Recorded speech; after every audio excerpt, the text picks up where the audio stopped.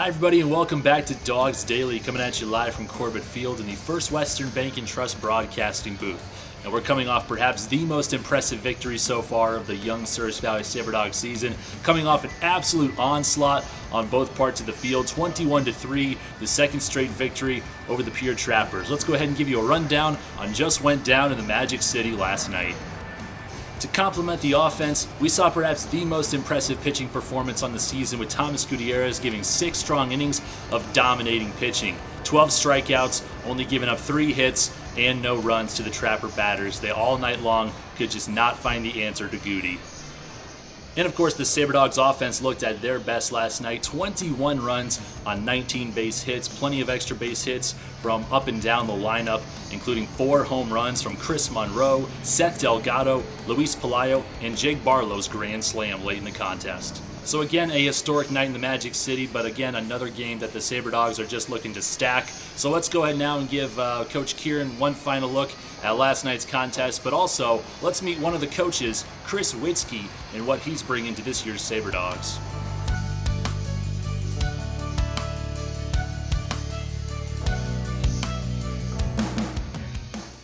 Back here at Corbett Field, now talking with the skipper himself, Coach Kieran, leading the Souris Valley Saber Dogs and his squad playing very well out of the opening gates. A 7-1 record coming off perhaps the most impressive victory of the season last night, 21-3 over the Pierre Trappers. Coach, you just want to reflect one more time on that tremendous victory?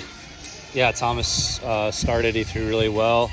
It's been the MO of our starting pitching to pound the zone, not give up free bases, and make them earn things, and then when we get ahead, put them away. And then offensively, again, it was a 1-9 performance. A lot of guys with multi-hit games. I think we had 4 guys with home runs.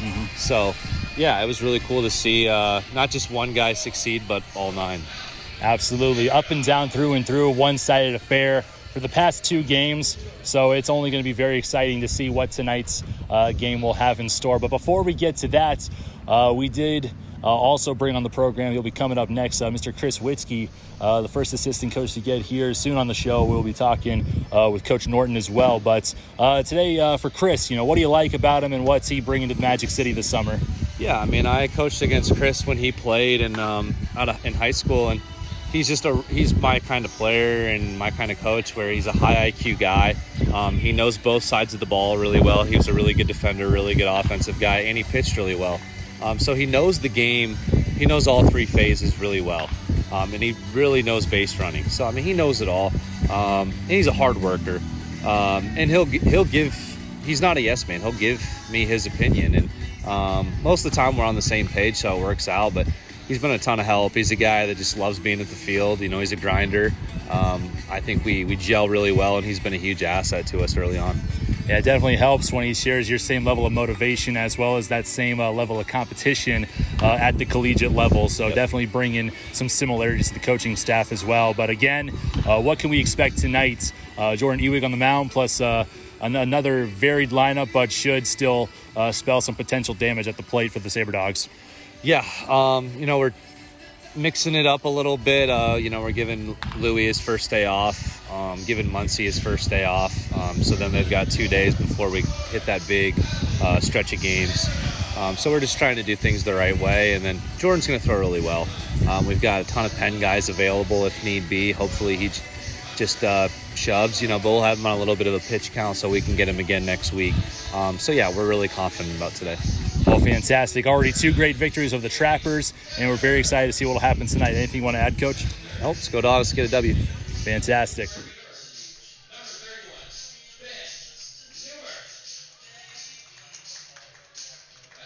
Back on Dogs Daily today, and for the first time, we're going to be introducing to the program our first assistant coach of the summer, Mr. Chris Witzke. Chris, I want to thank you for your time on the show, man. Yeah, thank you for having me. And we're very happy to have you here in the Magic City, and so far it's been a pretty magical season from the get-go for the Souris Valley Saber Dogs. What do you like about this year's team so far? I really like this team. We have a veteran group, and, so far we're really meshing well. Sometimes in the summer that's not the case when you have so many different personalities and backgrounds coming together, but all our guys like each other, and we're playing well on every side of the ball. So how can you not like this group so far?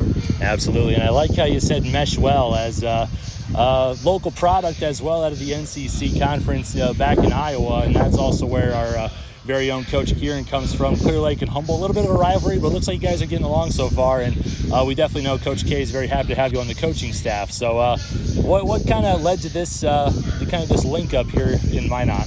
I've known Coach Kieran. I've played against him. I've played against you all throughout high school, so that's kind of how I knew Mike. I played with him in the COVID 2020 summer, so that was great. I kind of reached out to him, if he had any advice on how to get into the coaching world, and if he had any ideas or tips where I could get started. And he recommended I come up here and get some experience. So that's kind of how I ended up here, and I knew he'd be a great guy to work with, and he's been great so far. Letting me learn, but at the same time, telling me how things need to be, when necessary. So he's been great. Well, it definitely sounds like this whole staff, this whole group here for the Saber Dogs, pretty motivated. Mm-hmm. Definitely got a goal in mind with back-to-back potential championships in the Expedition League. For sure. So with all of that playing in mind, what are you kind of hoping? You did mention getting the foot in the door with coaching. What are you kind of hoping to get out of this summer? I'm hoping to, just first of all, get some coaching experience, kind of see the ins and outs of what it is. I've seen it as a player, and, kind of wanted to see what the other side was like, how things work, and, especially the little stuff I just needed to get better at, like little things like hitting with a fungo, throwing batting practice, and, talking to players as a coach. That's the little things I'm hoping to get out of this. And, hopefully, like you said, maybe go back-to-back in the Expedition. That would be great. Absolutely. Well, we're looking forward to it. It's still very exciting to see what the rest of this year brings for the Saber Dogs. Anything you want to add, Chris? No, just go Dogs. Fantastic. Chris Witzke joining us on Dogs Daily. You can catch him in the first base coach's box as well as the dugout. And, of course, joining Coach K and also Coach Norton as the skipper's crew for the Saber Dogs this summer.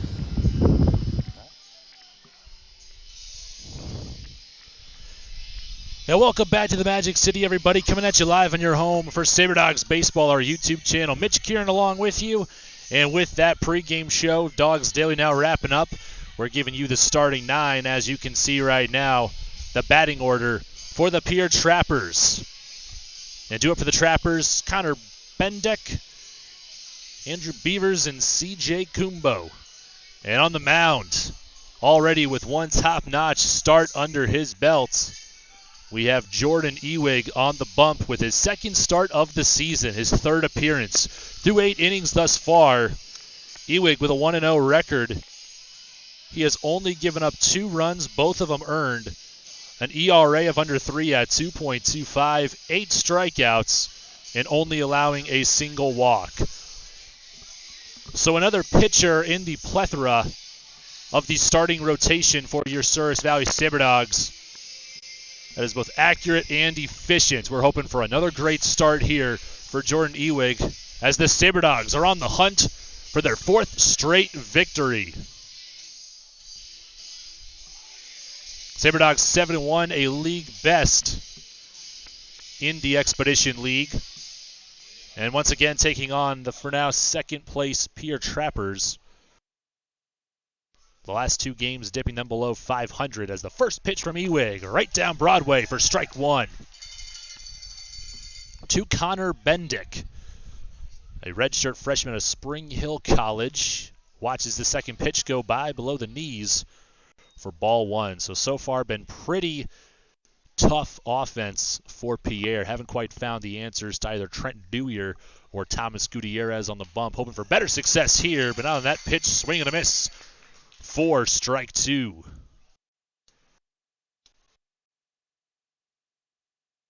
A 1-2 count now for Bendeck, trying to get things started for the Trappers, bumping up to the leadoff spot tonight.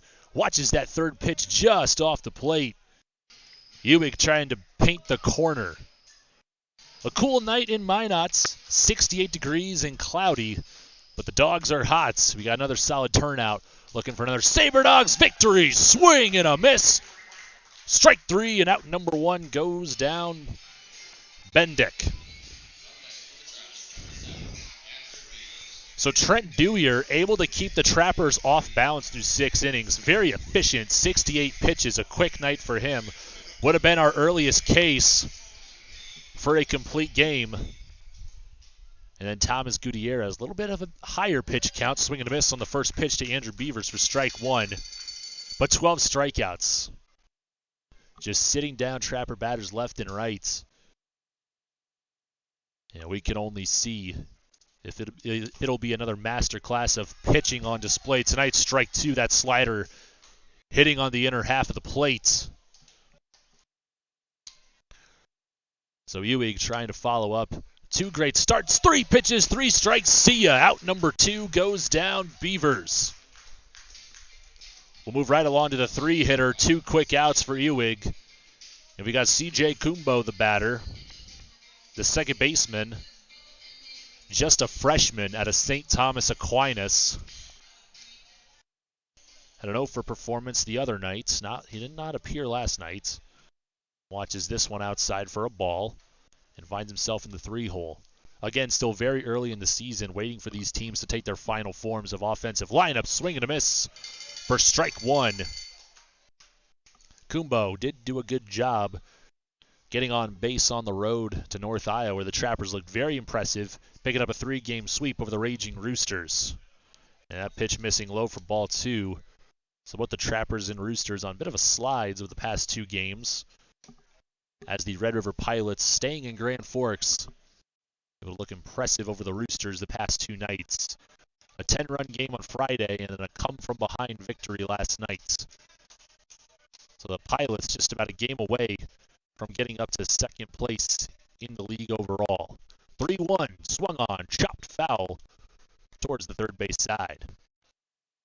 Once again, thank you for joining us on the broadcast tonight. Mitch Kieran coming at you live, calling the play-by-play from the First Western Bank and Trust broadcasting booth. Justin Levy, our broadcast producer, as well as Jaden Lopez, of our trusty cameramen, bringing you all the close-ups down by first base. That pitch missing up and in for ball 4, and Pierre earns its first base runner with base on balls. Now stepping up to the plate, we got Will Hawk back in the cleanup spot.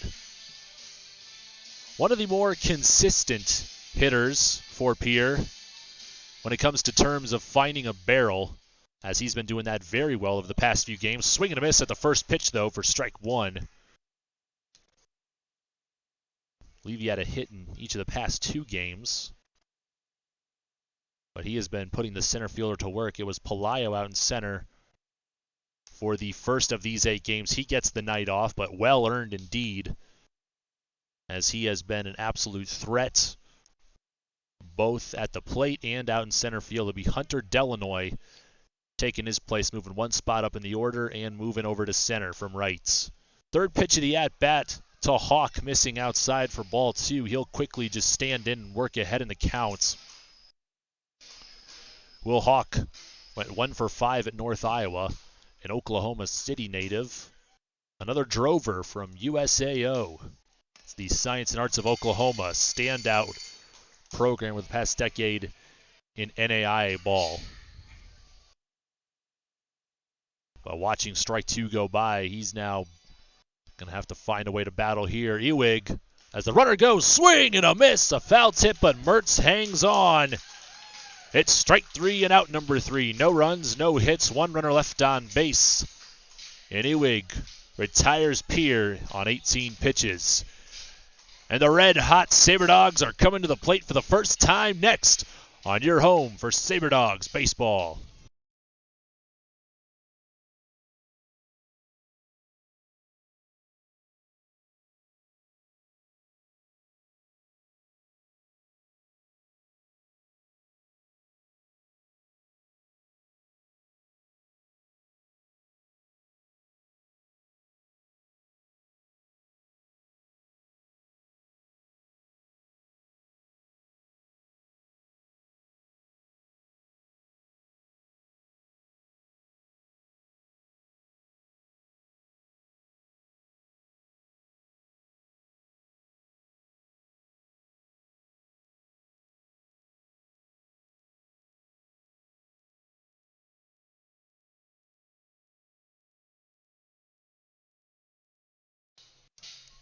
Welcome back to the Magic City. As you see on your viewing screens now, it's your Saber Dogs starting 9, brought to you by Magic City Hoagies for the best darn hoagies in Minot. So again, another slightly altered Saber Dogs lineup but no weak spots 1 through 9 whatsoever. Hunter Delanoy is your leadoff batter, followed by Davey Demeter in the 2-hole. Batting third back in the lineup tonight, Ben Newbert. The cleanup, Chris Monroe. Batting fifth, Jake Barlow. Batting sixth, Seth Delgado. Seventh, finding himself back at third base this time, Dason Cruz. Batting eighth at shortstop, Cam Willman. And hitting ninth and doing the catching, Dustin Mertz. And the Saber Dogs are going to be facing another young pitcher, one that hadn't quite seen much time pitching, as voice of the Trappers Ryan Breeden put it, in 6 months. Couldn't quite see anything from this past spring at Clark University.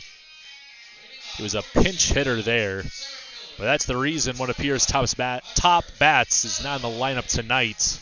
Usually batting towards the top of the order, but tonight he's on the bump, trying to find a way to cool off these Saber Dog bats that have produced 14 runs back on Friday and 21 last night.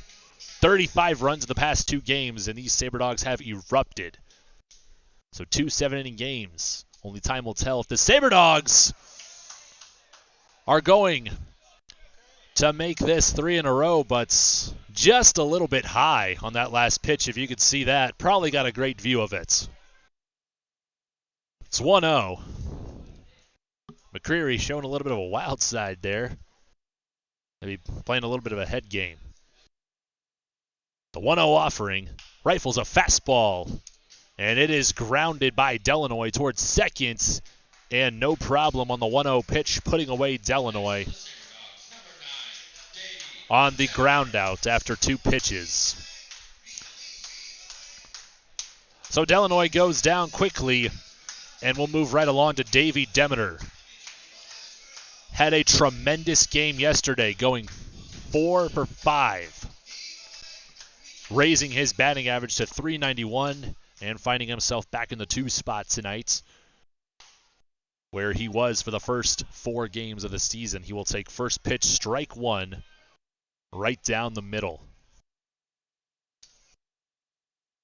It's an 0-1 as McCreary looking for a quick inning. Second pitch swung on, fouled out of play. Not a bad fastball, throwing it pretty hard and well thus far. Definitely say he had command, or at least intent, on that first pitch. Quickly working ahead on Demeter, the .391 hitter out of Valley City State University. Here's the 0-2. Offers another fastball, low and away for ball 1. Demeter also getting an on-base of .464, an OPS of 1.030. Slugging just under 600. And 4 extra base hits. The 1-2 offering and missing in the dirt low for ball 2. Davey Demeter already putting up similar stats this summer as he had this past spring. A .371 average, earning him more postseason accolades, including Male Athlete of the Year at his college at Valley City State. And he will wear this one in the shoulder on the 2-2. It's a free 90 for Demeter. Toughs it out and makes his way towards first base. So after going 1 for 3 with 1 run batted in on an RBI double back on Friday, Newbert got the day off after starting in the first 7 games of the year. And Ben Newbert, another player with another great start this summer. One of the top power numbers on the team. He'll take the first pitch, a heater, just nabbing the inside corner for strike 1.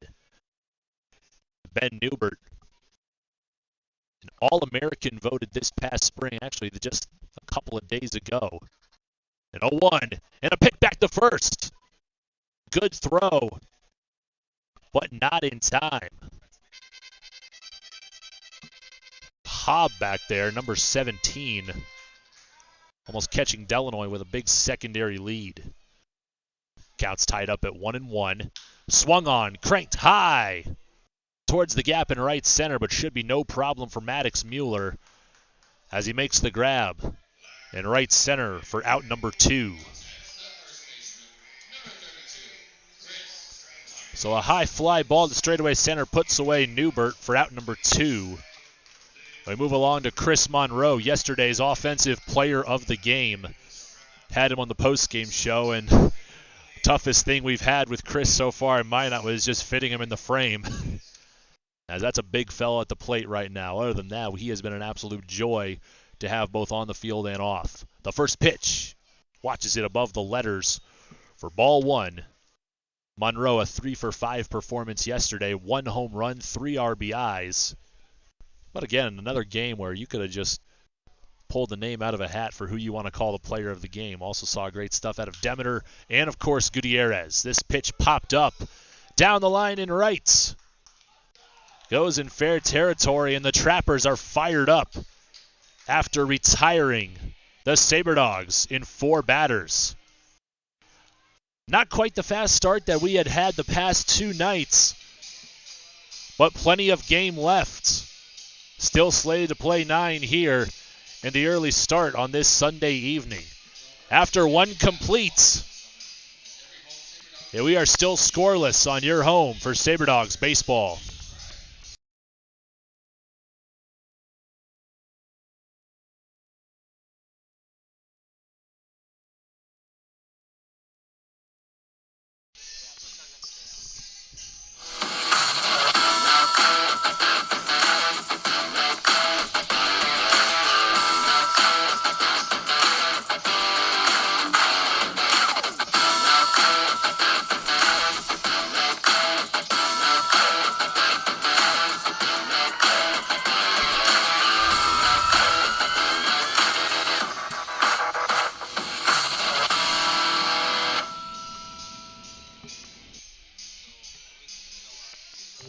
We all protect what we love.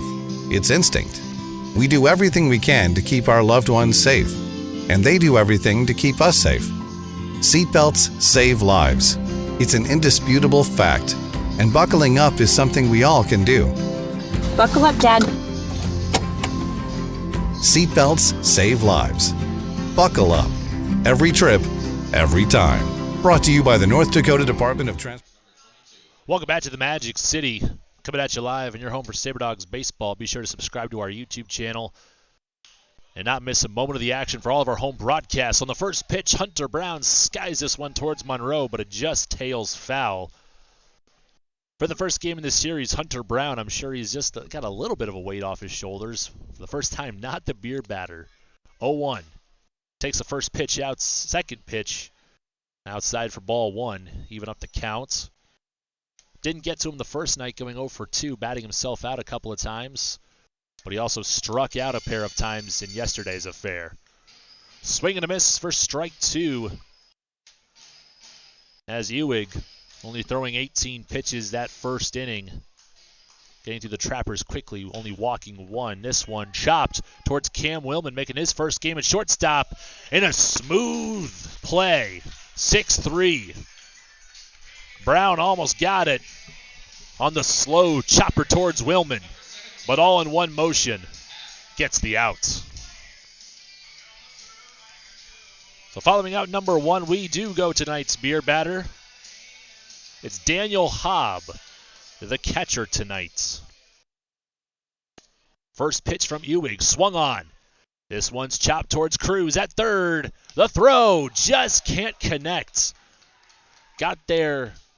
Would have been a close play. Once again, left it low for Monroe. Would have been a tough grab, but they just can't make the connection.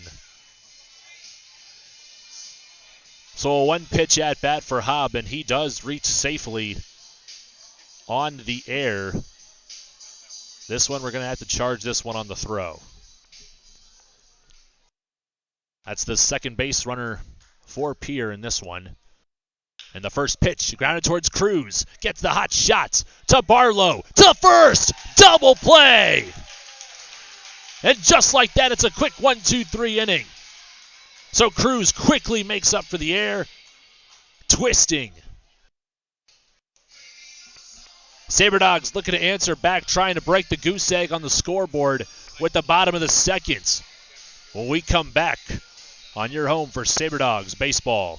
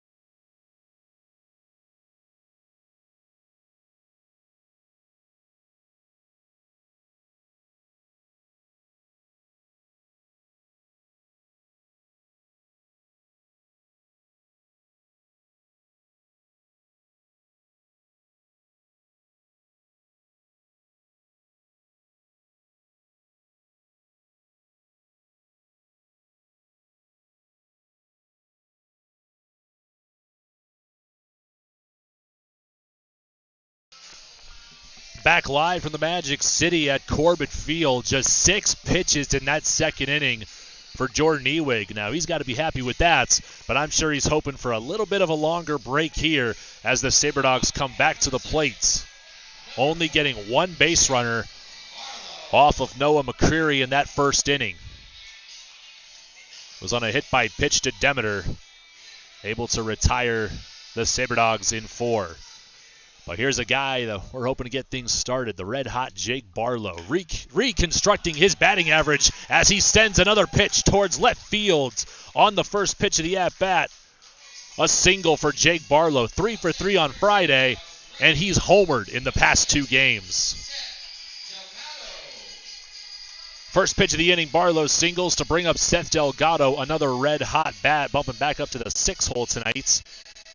After last night's 4-hit performance, he's now batting .480.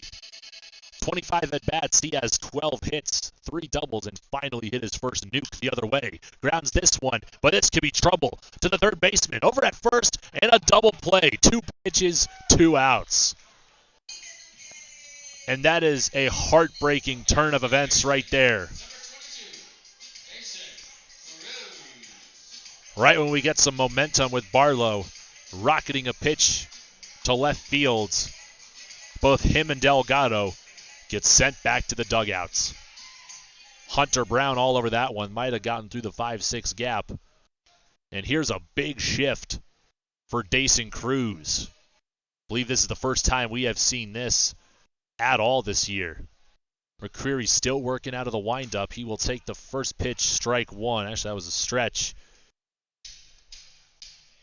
It looks like we have Kumbo playing in shallow right field. Bit of a rover position for Beavers just past second base, and Brown covering that 5-6 gap.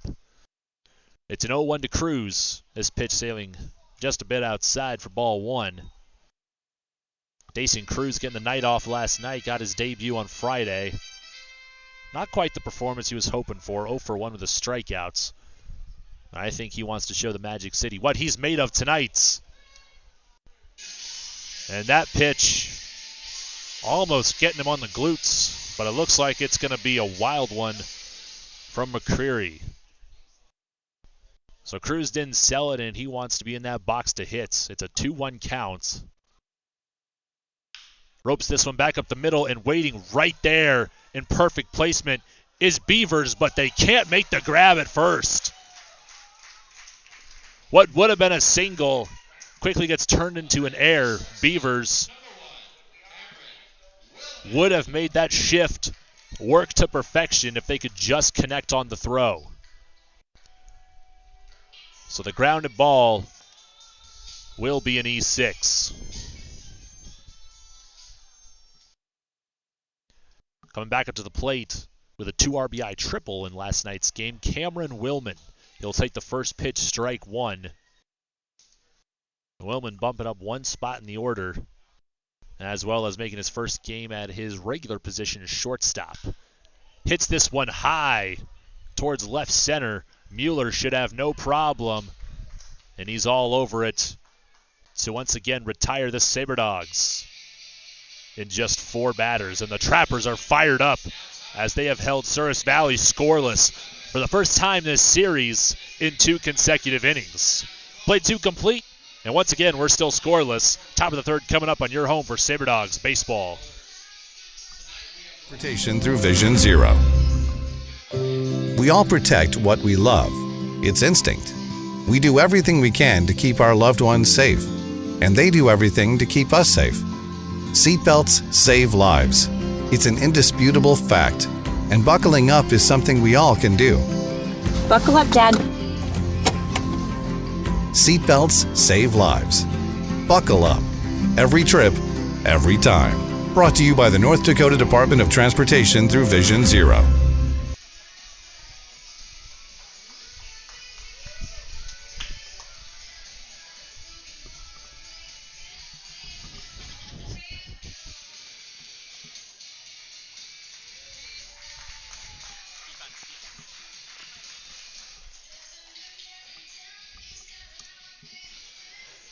Now taking a look around your Souris Valley defense. Of course, Jordan Ewig pitching to Dustin Mertz, the catcher. At first base, Chris Monroe. Jake Barlow finds himself back at second. Cam Willman at short. Cruz at third. And from left to right in the outfield, Davey Demeter. His first game in the outfield tonight. And in center, Hunter Delanoy. And in right, Seth Delgado. As the 8th hitter leads things off for the Trappers here in the top of the 3rd inning.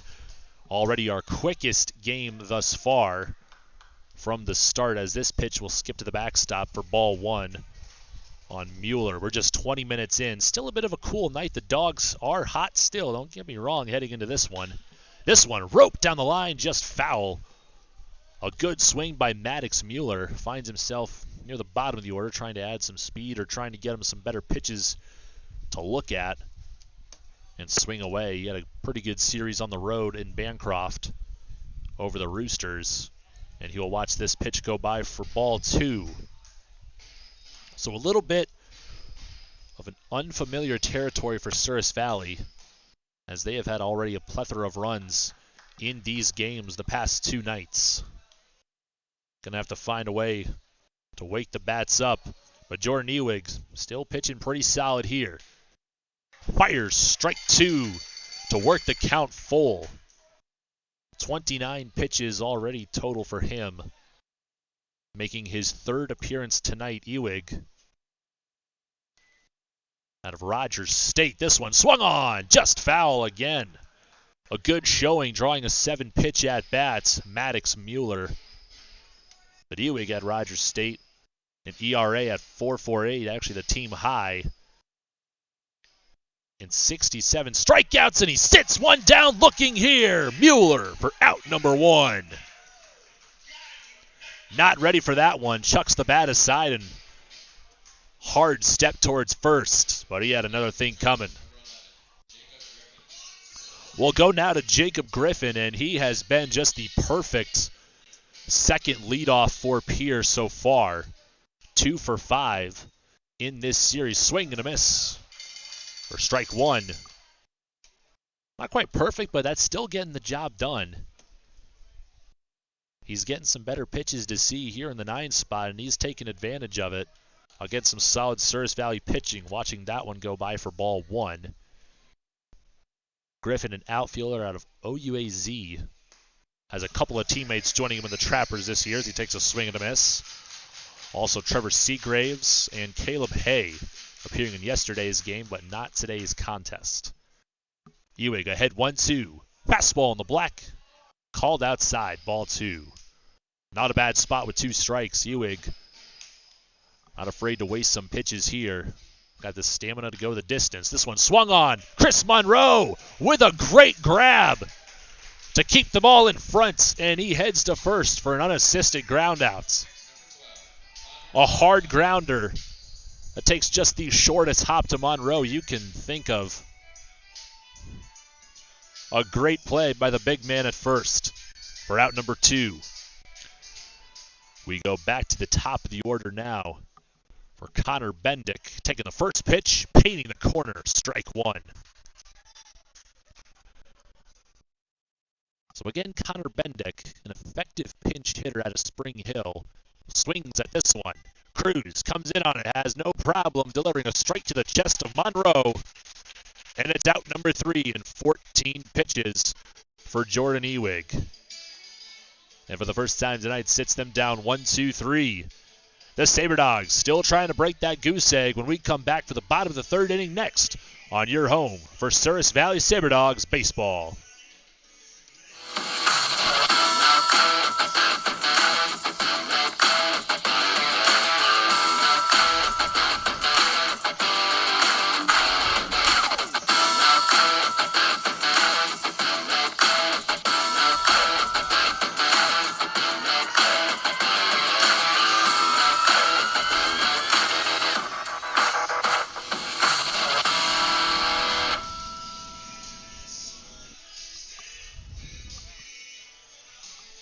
Welcome back to the Magic City. Still coming at you live. Mitch Kieran from Corbett Fields. We got Justin Levy, our broadcast producer, Jacob Fletcher on the PA.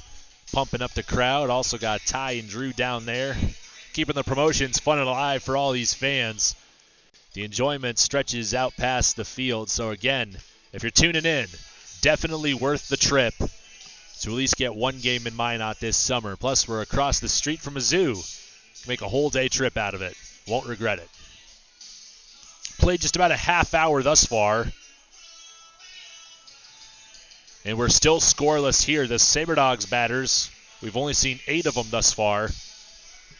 And yesterday, we got out to our fastest start, throwing up a 4 spot in the bottom of the first. But here's another guy that has made the most of his appearances at the plate. Catching tonight, Dustin Mertz. And again, here's another great second leadoff hitter. Mertz with one of the highest averages on the team at .421. He will watch the first pitch skip off the plate for ball 1. Mertz with an OPS of .947 thus far. 2 doubles and also 1 run batted into his name, scoring 6 of his own. Watching ball 2, Mertz out of West Fargo, North Dakota, also a Valley City State under Coach Olney. The 2-0 takes this one up and in, but just gets out of the way for ball 3. He's ready to hit, but you can imagine he's wanting to take here. The 3-0, and a get me over fastball for strike 1.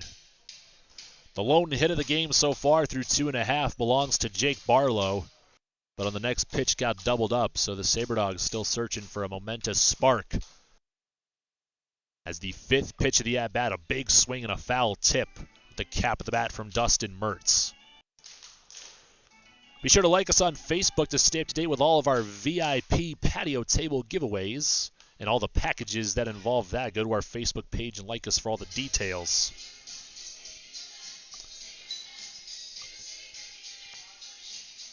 Seventh pitch of the at-bat, Mertz fouling off the last one. Staying alive indeed here. Another payoff coming up from McCreary. So far the most effective pitcher for the Trappers against these Saber Dogs. This one swung on, right to deep right center field. It's carrying, and it is gone! Dustin Mertz! A home run the other way! All we needed was 1. And Mertz cracks the scoreboard with an Oppo Taco bomb. Mertz stays hot, and so do the Dogs. They get the lead back. And the first one of the game, 1-0 on the solo shot from Dustin Mertz. Without a doubt, what that one was down would have been extra base hits, and it looked like a well-hit fly ball to the gap. But it's a fly ball that just kept going. Mertz gets the job done, and we go back to the top of the order with Hunter Delanoy. Grounded out on 2 pitches in his first at-bat, taking the first pitch up and in for ball 1. Delanoy, the top hitter coming out of Wayne State University in Detroit, Michigan. Delanoy, just a few games at Souris Valley, and he adds to his batting average. That is the team lead for Souris Valley by roping another line drive into right center. I believe that's what he does best. Been really consistent hitting that right center gap, and he had Kumbo out there in shallow right center anticipating it, but even that couldn't do the trick. Got the third base hit this game for the Saber Dogs. And we're starting to get some momentum. Still nobody out and a man on first. And we go to Davey Demeter. Wore one on the shoulder, his first at-bat. McCreary throws him a fastball high for ball 1. So Demeter getting his first pitching appearance of the summer this past Friday. Did very well, getting 3 quick outs. Swings at the second pitch. Popping it up to Bermuda's Triangle out there where the Corbett Field logo sits. And no problem for C.J. Kumbo as he catches that one on that logo for out number 1. Delanoy will stay at first with Ben Newbert coming back to the plate 0 for 1. Still looking to catch a barrel. Might have been kicking himself a little bit for a couple of pop-ups in Friday's game, but still a great hitter nonetheless. Skies this one down the line and trending too far foul out of the reach of Lau. And out in right field, that is Preston Lau getting his first start for the Trappers. Already made one great catch along the right field foul line. And Newbert gets a second life here with an 0-1 count. Second pitch, chin music. Newbert, like the Matrix, has to dodge it. Gotta call that one a wild pitch. And that'll allow Delanoy to advance into scoring position. That one coming in high, in, and hot for Newbert. Luckily just missing for his sake. Even count with a man across the diamond from Newbert. Pops this one up again. This could be trouble, and it just gets out of play. Both Hawk and Hobb racing towards it, wanting to retire the dangerous hitter, Ben Newbert. Newbert still trying to hit one square as he steps back in with his third opportunity this at-bat. 1-2 now, has to battle up. And here's the fourth offering from McCreary. Once again up and in, and finally this will tag him. McCreary starting to get a little consistent with that spot, but not for the right reason. Maybe just losing a little bit of control out there as Newbert will get hit by the pitch and get 2 on for Chris Monroe. Now, stepping in 0 for 1, a similar situation. Monroe, after not getting a strike 3 called his way, made everybody pay for it with a 3-run home run in his second at-bat last night. Let's see how he will follow up in tonight's second at-bats. And of course, after that home run, Monroe able to tie the team lead with 2. Jake Barlow also with 2, as well as Ben Newbert on first base. So a dangerous part in the order. Monroe almost wearing that one as well. Missing up and in for ball 2. So McCreary now trying to settle back down after the solo shot from Mertz, as well as the follow-up single from Delanoy. Plunking Newbert. That was his second hit batter. Almost got his third on Monroe in that last pitch. The 2-0 offering. And a fastball in the attic for ball 3. Still 1 down, a 3-0 count. Runners at first and second. Got to anticipate he's going to be taking this pitch, unless it's absolutely perfect. The 3-0. And he swings on it. Luckily fouls this one away. Hunter Brown already flashing the leather of his glove in an impressive way this series. Would have been all over that with a potential double play. So with a foul ball, strike 1, the former Northwoods League All-Star steps back in still with an even better count here, 3-1. The pitch. Swung on. And this is gone. No doubt about it. It's in the trees. Chris Monroe with a 3-run blast. That thing had diesel power.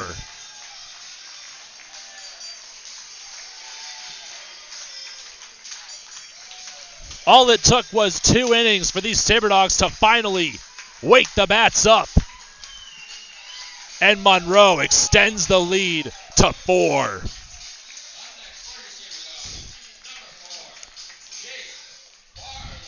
Try not to get too ahead of myself on balls that jump off the bat like that one, but there was no doubt about it. With 1 down, it's now 4-0 for Souris Valley. McCreary back on the rubber, and Jake Barlow, could he follow it up? He just hooks it.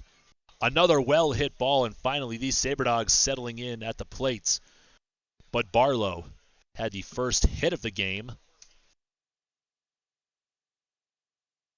66 degrees, but also should note 18-mile-per-hour winds, potentially blowing to what I believe is our left field foul pole. So for our righty batters, that could spell trouble, and that is exactly what happened on that pitch from Monroe. Back-to-back pitches for foul balls, make it an 0-2 count for Jake Barlow, trying to follow up the big man in a big way. Hits this one high. It's in shallow left field. And the catch. Griffin might have called off Beavers, but I think shortstop might have had that discretion. Luckily for the Trappers' sake, it's still corralled by Beavers for out number 2. And we'll move right along to the Dancing King himself, Seth Delgado. And he's been on an absolute tear this series as well. 4 hits in yesterday's ball game. Sent one out of here down the right field foul line, showing that he has popped to all parts of the fields. Delgado stepping in with 2 down. Here's the pitch, swung on, grounded foul towards Coach Kieran. On all it took was just one swing from Mertz to get it started for Souris Valley. And then stacking a couple more good at-bats after that with 2 on, Chris Monroe.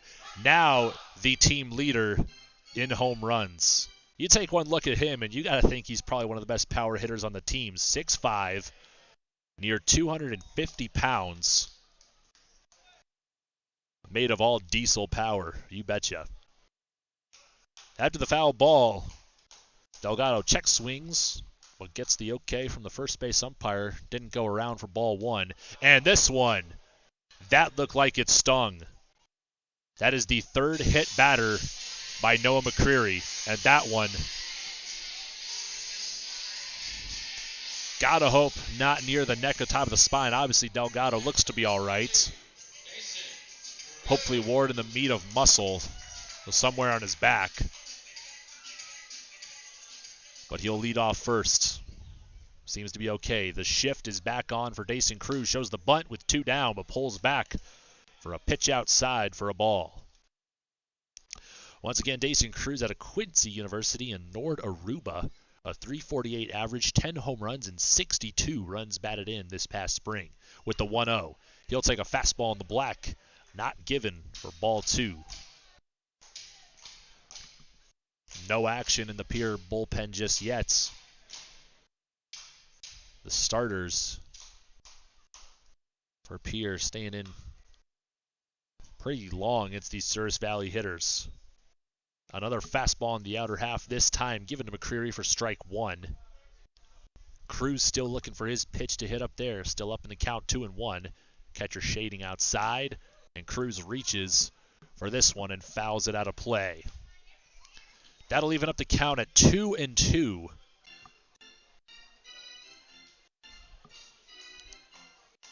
And once again, the past 2 games of the Souris Valley season, the past 3 here at Corbett Field ending early. As this pitch, another wild one, not much that the catcher Hobb can do with that one. As on the wild pitch, also goes out of play. Delgado will, of course, be safely in at second.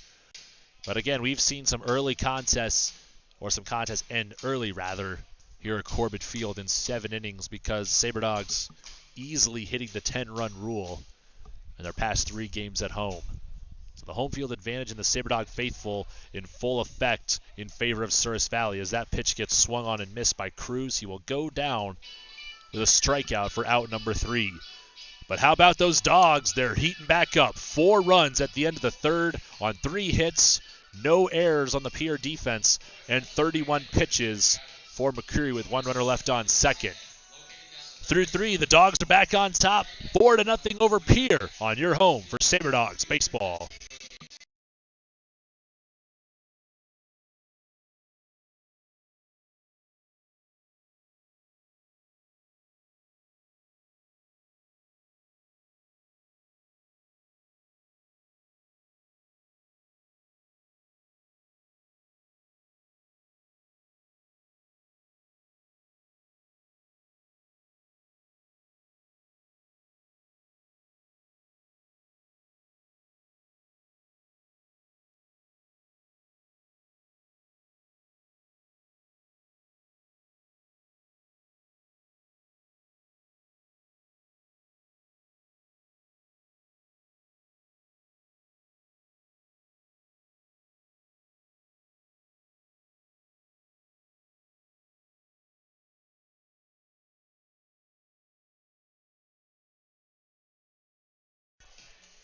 Back here in the Magic City, our big first baseman we have to thank for extending the lead from 1 to 4. Got to give credit to our catcher, Dustin Mertz, for getting it started. But that might have been the most towering home run we have seen so far in this young season. Ewing's back on the mound as he offers a first pitch fastball, pinning the corner, strike one. Andrew Beavers, the batter so far, the lone error for Pierre. With earlier this game, he steps in 0 for 1. It's ball one, evening up the count 1-1. It's this one high, turning on it and sending it into the Minot Street. Foul. That'll be strike 2 on Beavers. And once again, Pierre, after a solid start by McCreary and good defense behind him, have to find a way to get back in. Ewing offering a little bit of chin music there. Beavers not liking that pitch one bit, you can tell. Misses him for ball 2, Ewing. Back on the rubber with the 5th pitch. Slider, this one roped into left field. And it's the first base hit of the day for the Trappers and Andrew Beavers.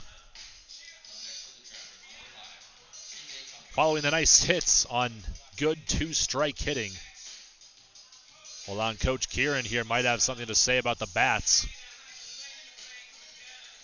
And we're going to have something here talking about the bat from Beavers. I wonder if we have something that might be illegal or something against league policy. We're certainly going to find out here. Talking things over. Not sure what the issue is. If such a league policy against a certain type of wood bat exists. Has been in the past. In past leagues from my experience. They're talking now things over with the hitters. And Hawk is throwing bats. And they are throwing all of their bats towards the dugouts. And Beavers, I believe they just called him out for an illegal bat. He's still staying on first. Still nothing from Coach Habiger at third. No way. Perhaps he is still safe. Nothing there. Maybe a warning, but still. The throwing of the bats by the upcoming batters certainly wasn't a good showing. But still no harm done for Pierre. But maybe can't use those in upcoming at-bats. It's ball one. Tacumbo, the second baseman, batting third for the Trappers. Certainly an interesting turn of events, though, that put a slight halt in play. But Ewing now trying to settle back in the zone. He's behind Kumbo 2-0 now. Kumbo drew the first walk from Ewing this game, only his second one given up this season. Cruz gets in front of that ball and it just skips off his glove. It's going to be E5. That one gets away from Cruz, and that'll allow 2 runners on first and second now.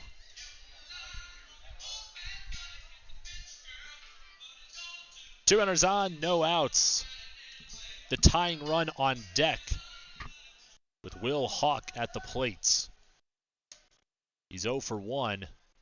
Takes a swing at this one, fouls it out of the stadium.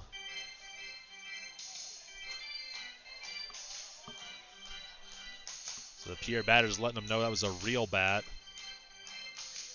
That just got the rollover grounder. But it still paid off. 2 runners on. Threatening Ewing now, but he works ahead in the count 0-1 after the foul tip. Ewing from the stretch, checking the runners into the plates. Low and inside for ball 1. The Pierre dugout fired up tonight, trying to take one from these Saber Dogs. They get the day off tomorrow, but then they'll return to Corbett Fields on Tuesday and Wednesday for 6:35 first pitches. And this third pitch of the bat, low and inside for ball 2. A 2-1 count now. A ground ball could be trouble. That last one, Ewing did his job getting the grounder. The Saber Dogs just couldn't make the play. Strike 2 called on the outer half. Good frame by Mertz. And a nice pitch by Ewing. Not a bad problem to have when you have this great depth of defense. The 2-2 from Ewing. Swung on. Grounded towards Barlow. Fields the hot shot to Willman. To Monroe. 4-2! Another double play twisted by that Saber Dog defense. And just as I was mentioning that, Barlow to Willman to Monroe. For the double play, Beavers reaches third. But Coach Kieran has given a lot of credit, as well as our past pitchers, to not just Seth Delgado, but also Dustin Mertz for their ability to call pitches, as well as their hard work behind the plates. But we have a plethora of defenders that can play the middle infield, as well as what could be argued as one of the most difficult positions in baseball, third base. We got Cam Willman, Jake Barlow, Alex Crouch, Demeter, and Cruz, all capable of being spread out across the infields. So after ball one, it's a big swing and a miss for a strike for Hunter Brown. We'll see what count we have here after the third pitch of the at-bat. Swung on, popped up, and foul. So that will indeed be strike 2 nonetheless.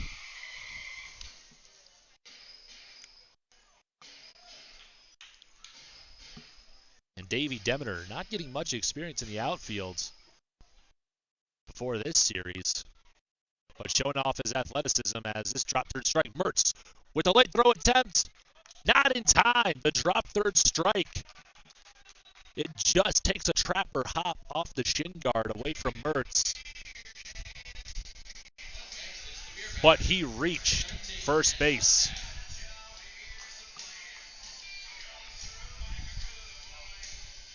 So Beavers stays at third on the throw. Would have been a close play. Monroe was ready to rifle one back to the plate just in case. Ewing gets the strikeout, but it still pays off for Pierre as Brown reaches first safely. Runners at the corners now for Daniel Hobb.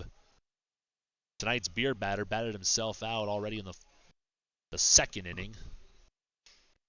Half-price beer should he strike out for the rest of this inning, but he hits this one deep to center field. And Delanoy has no problem catching that one for out number 3 and leaving 2 runners stranded. One, the first of the game for Pierre, stranded just 90 feet away. So with that, no runs, 1 hit, 1 Saber Dog error on 18 more pitches from Jordan Ewing. Willman, Mertz, and Delanoy due up for the Saber Dogs, coming up to bat in the bottom of the 4th next.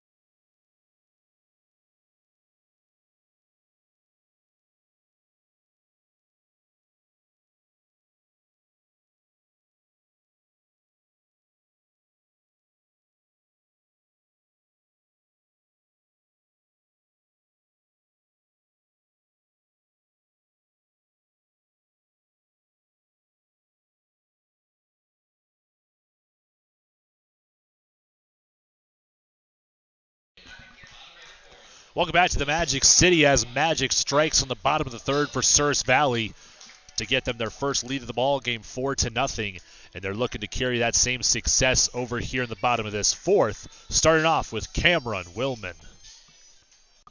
0 for 1 flying out to center his first at bat. Noah McCreary back out on the mound after 3 complete innings of work as he gets Willman to swing through a heater on the inner half for strike 1.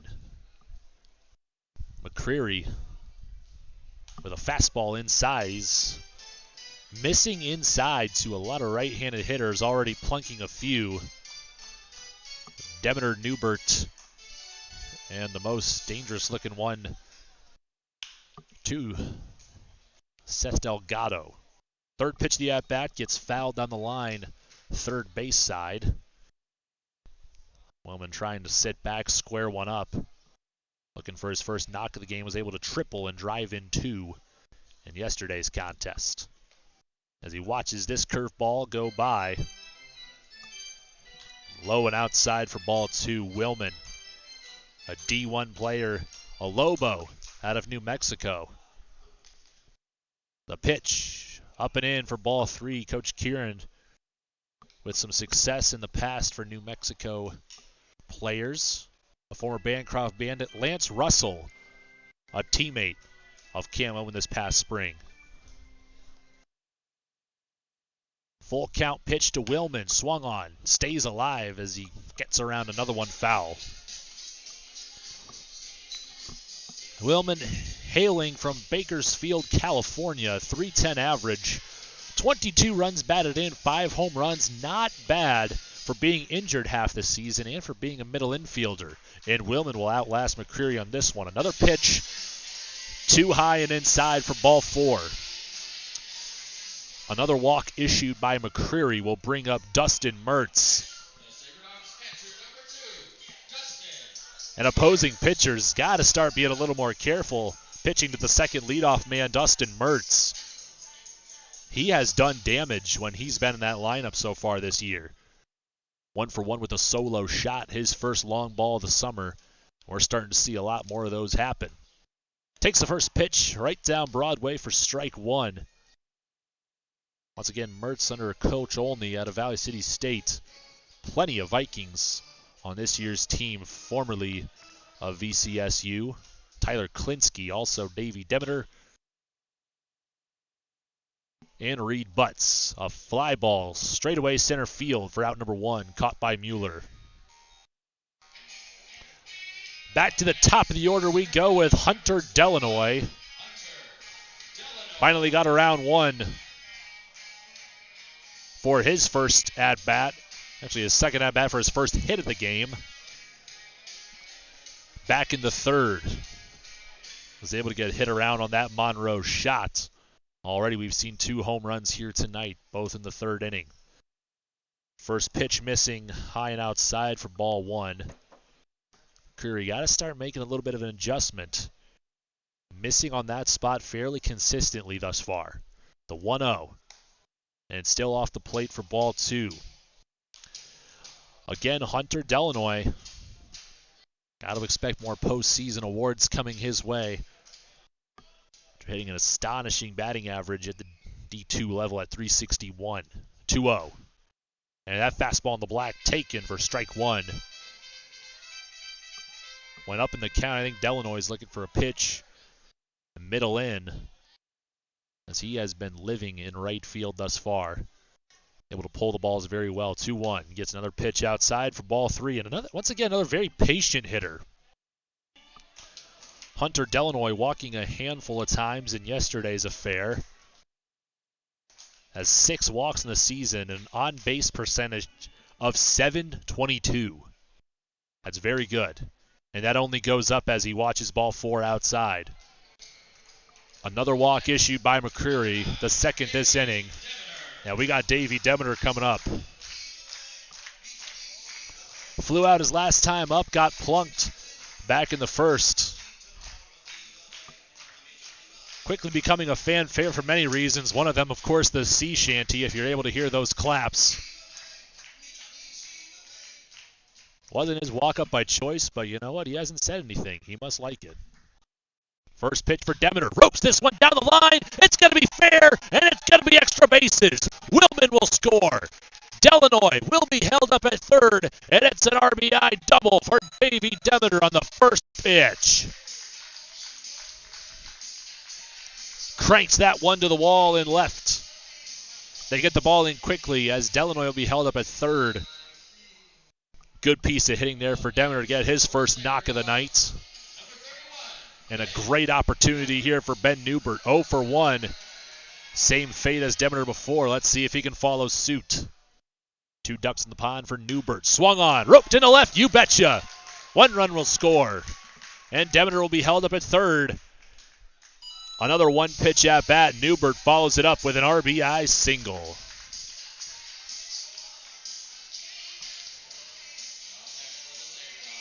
Again, Newbert does not waste a lot of pitches.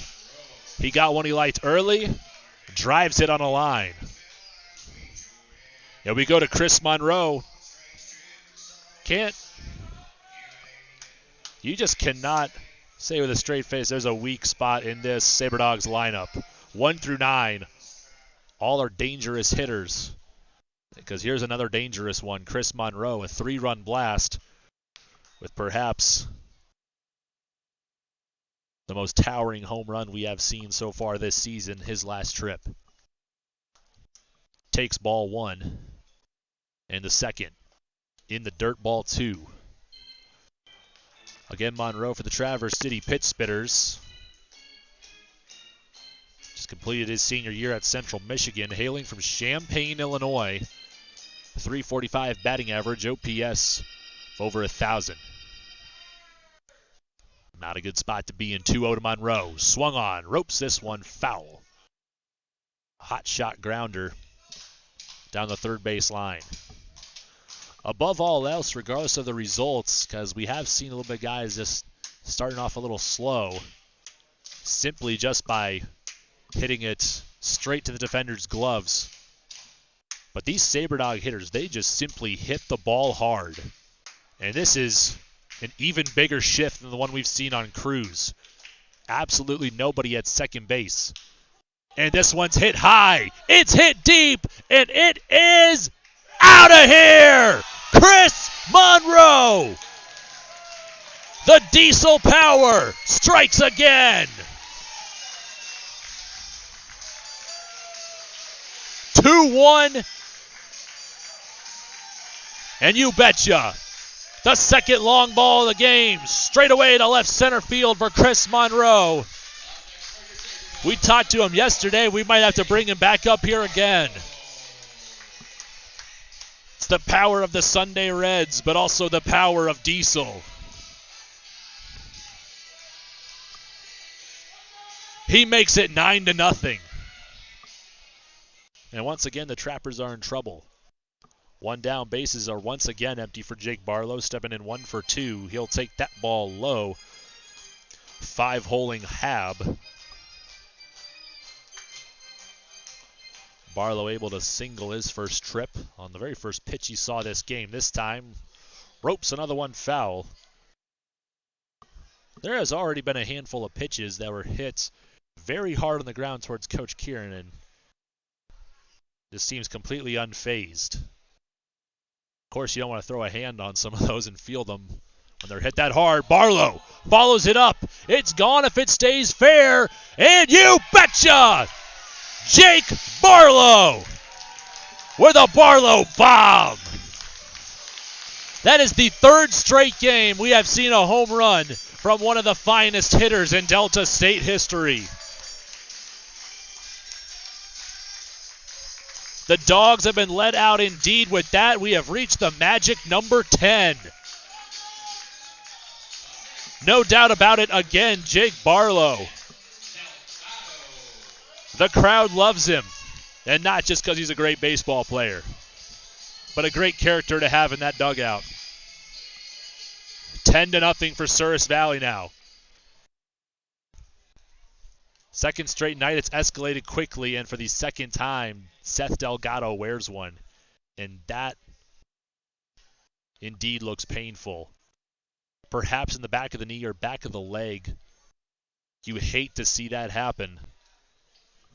McCreary will talk things over with Hab. Delgado's going to walk to first. One of the nicest guys in the team. Hate to see that happen. Delgado makes his way to first. Doesn't look like we're going to see a courtesy runner just yet. What makes sense here Again, if you watch that one back, skipped, but of course, never be too careful with anything with the legs. The Saber Dogs are still threatening here with a man on first, and still just one out for McCreary this inning. First pitch, Cruz finally splits the shortstop and second baseman, and this one's going to go to the fence. Cruz going hot into second, and they're sending Delgado. The hit by pitch didn't matter. He legs them all and scores from first. An RBI double for Dason Cruz. And finally, welcome to Minot, good sir.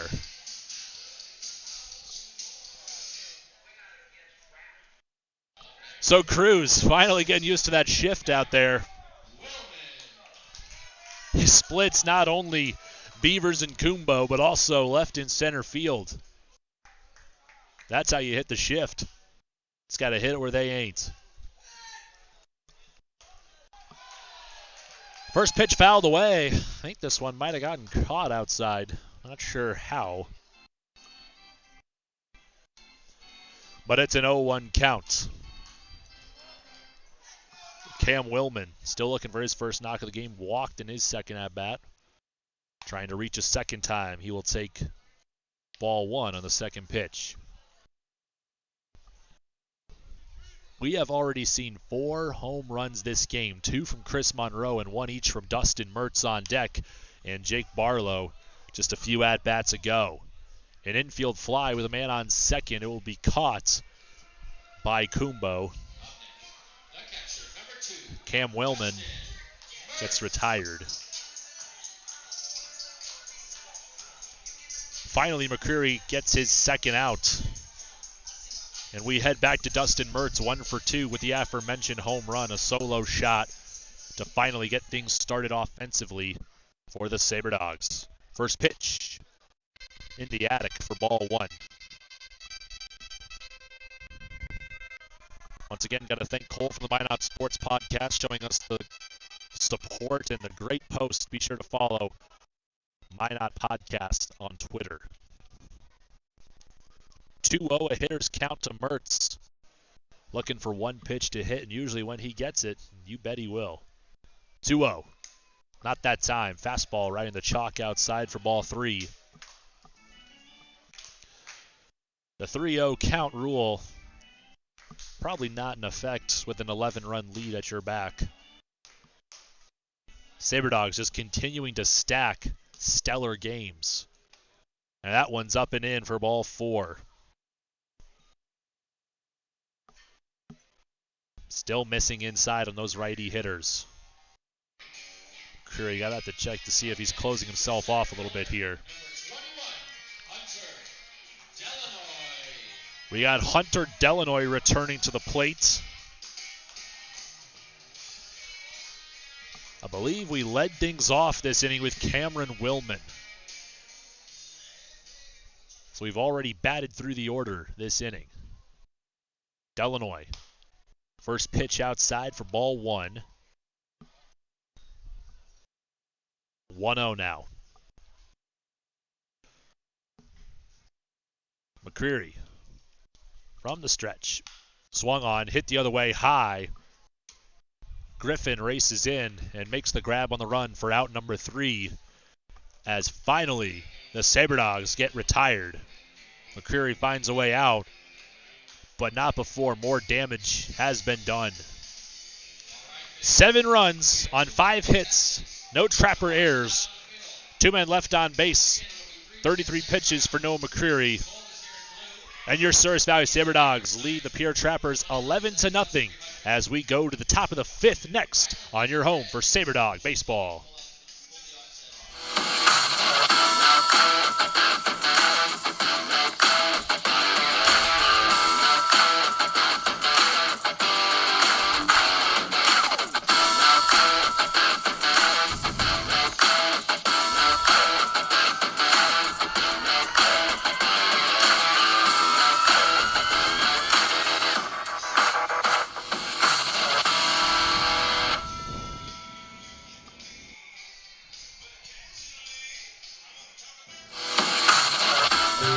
We all protect what we love. It's instinct. We do everything we can to keep our loved ones safe, and they do everything to keep us safe. Seatbelts save lives. It's an indisputable fact, and buckling up is something we all can do. Buckle up, Dad. Seatbelts save lives. Buckle up. Every trip, every time. Brought to you by the North Dakota Department of Transportation through Vision Zero.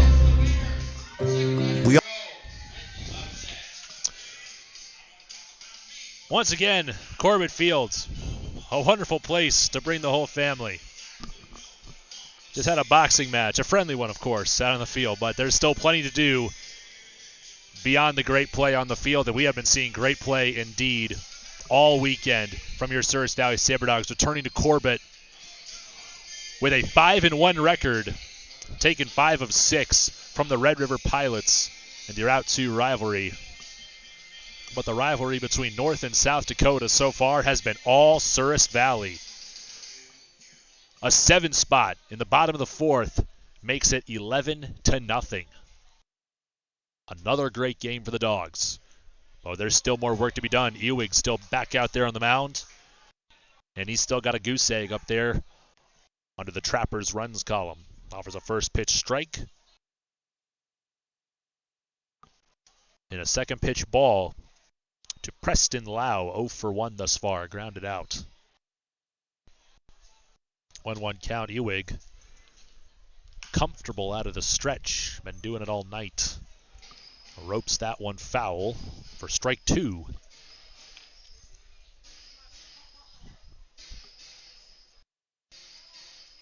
One, 2 to Lau. And the pitch fouled off again. Lau at a Skyline College. An outfielder playing right tonight.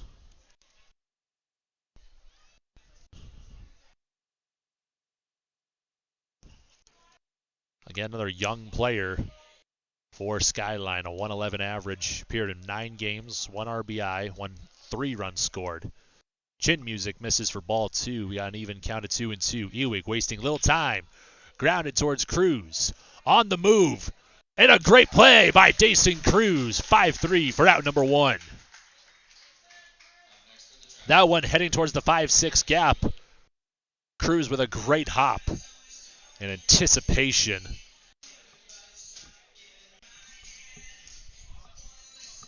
With one away, bases are still empty as we finally get some sunshine here.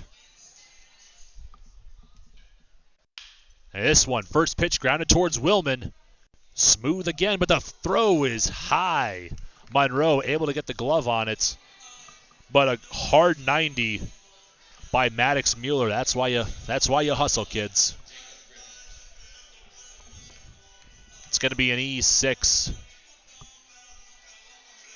on the hard grounder, and Mueller will be safe at first. Move right along to Jacob Griffin, 0 for 1 thus far. Already gotten hits in the past 2 games. Trying to get a streak and make it 3. But a first pitch called, strike 1 in the outer half for Ewig. Might be another quick night. We have only played just over an hour thus far, and we're already in the top of the 5th in a game that, as it stands currently, could end in the 7th. Ball 1 outside. And the third pitch of the at-bat coming up for Jordan Ewig. 64 pitches thrown, only 8 this inning thus far, through 4 1/3. It's ball 2 now. Again, this is the 3rd appearance this season for Jordan Ewig. Able to retire hitters 1, 2, 3 in 1 inning of work in the season opener. Swing and a miss for strike 2. And Ewig followed it up 2 nights later, getting the W in 7 innings with 8 strikeouts, only giving up 2 runs. So an ERA that currently should probably be below 2 at this point. This one's hit towards the gap in right center, and it's going to be down. Delgado couldn't get to it in time. And Jacob Griffin officially on a hitting streak this series. So he's getting the job done, taking advantage of some fastballs in the 9-hole. A good line drive hitter from the looks of it. To the top of the order we go for Connor Bendick, 0 for 2. end the game thus far. Ewing still looking for a grounder. We've already seen 2 double plays this game alone for the Saber Dog defense. Swing and a miss on that last one for strike 1. Again, Ewing at Rogers State, coming to North Dakota all the way from Fallbrook, California. The 0-1. This one grounded. And it gets past Cruz on the dive. It's going to be a single to left, and they're just going to hold him up at third. Would have been the first run of the game for the Trappers, but now they're rolling. Hard grounder for the single. Mueller will be held up at third. Didn't want to test the arm of Davey Demeter.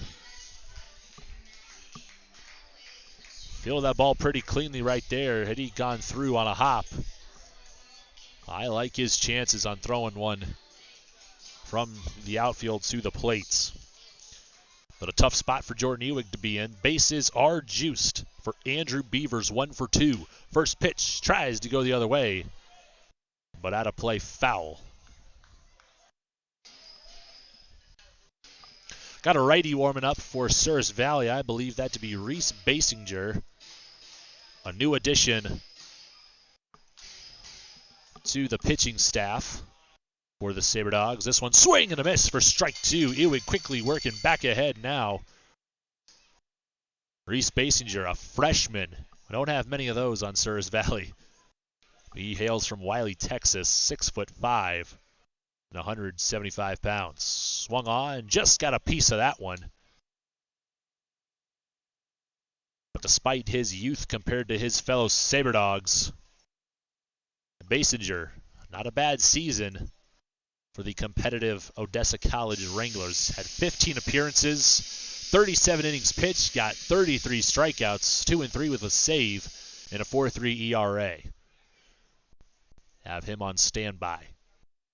The 0-2 from Ewing. Swing and a miss! Strike 3, out number 2. Caught Beavers on the upper inner quadrant of the zone.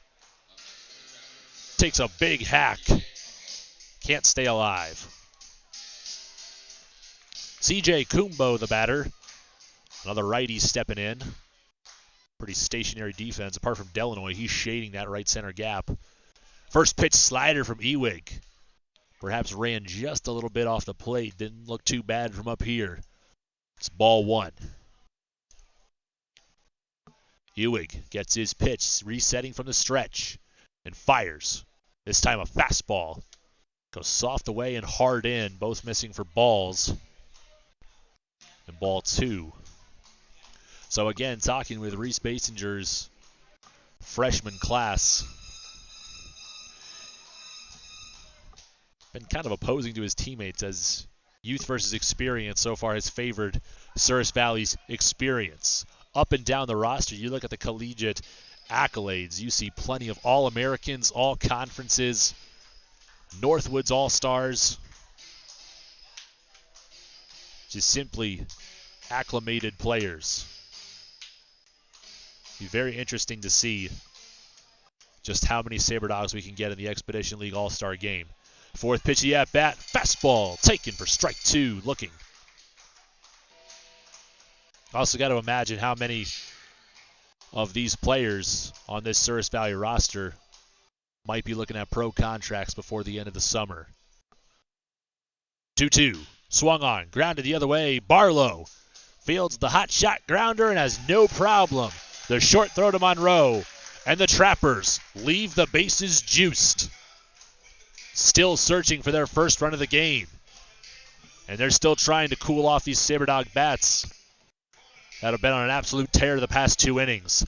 Bottom of the 5th, coming up next, it's still Souris Valley 11, Pierre nothing on your home for Saber Dogs baseball. I'll protect what we love. It's instinct. We do everything we can to keep our loved ones safe, and they do everything to keep us safe. Seatbelts save lives. It's an indisputable fact, and buckling up is something we all can do. Buckle up, Dad. Seatbelts save lives. Buckle up. Every trip, every time. Brought to you by the North Dakota Department of Transportation through Vision Zero. We all protect what we love. It's instinct. We do everything we can to keep our loved ones safe, and they do everything to keep us safe. Seatbelts save lives. It's an indisputable fact, and buckling up is something we all can do. Buckle up, Dad. Seatbelts save lives. Buckle up. Every trip, every time. Brought to you by the North Dakota Department of Transportation through Vision Zero.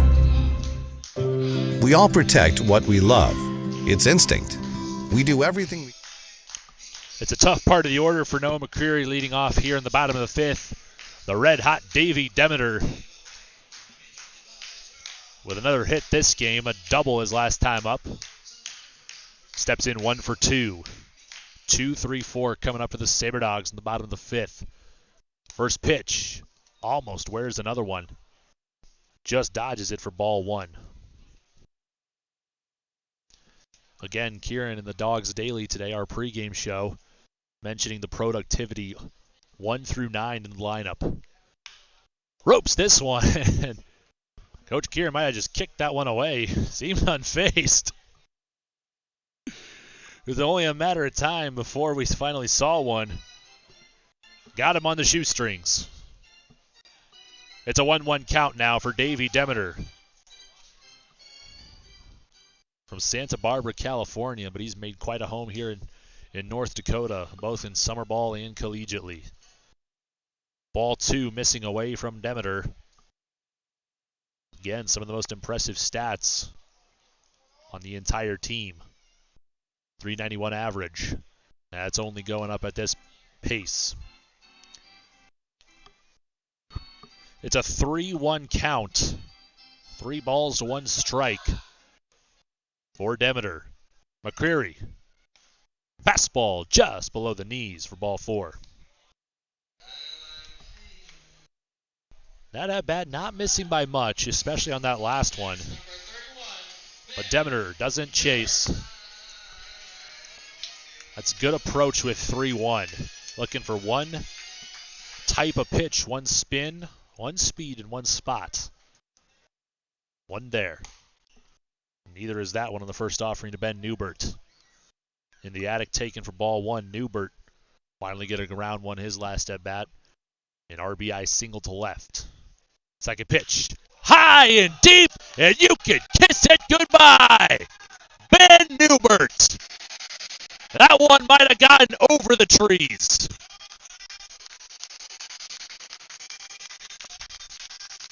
The Dogs are running wild here at Corbett Field. Ben Newbert with his 3rd homer on the summer.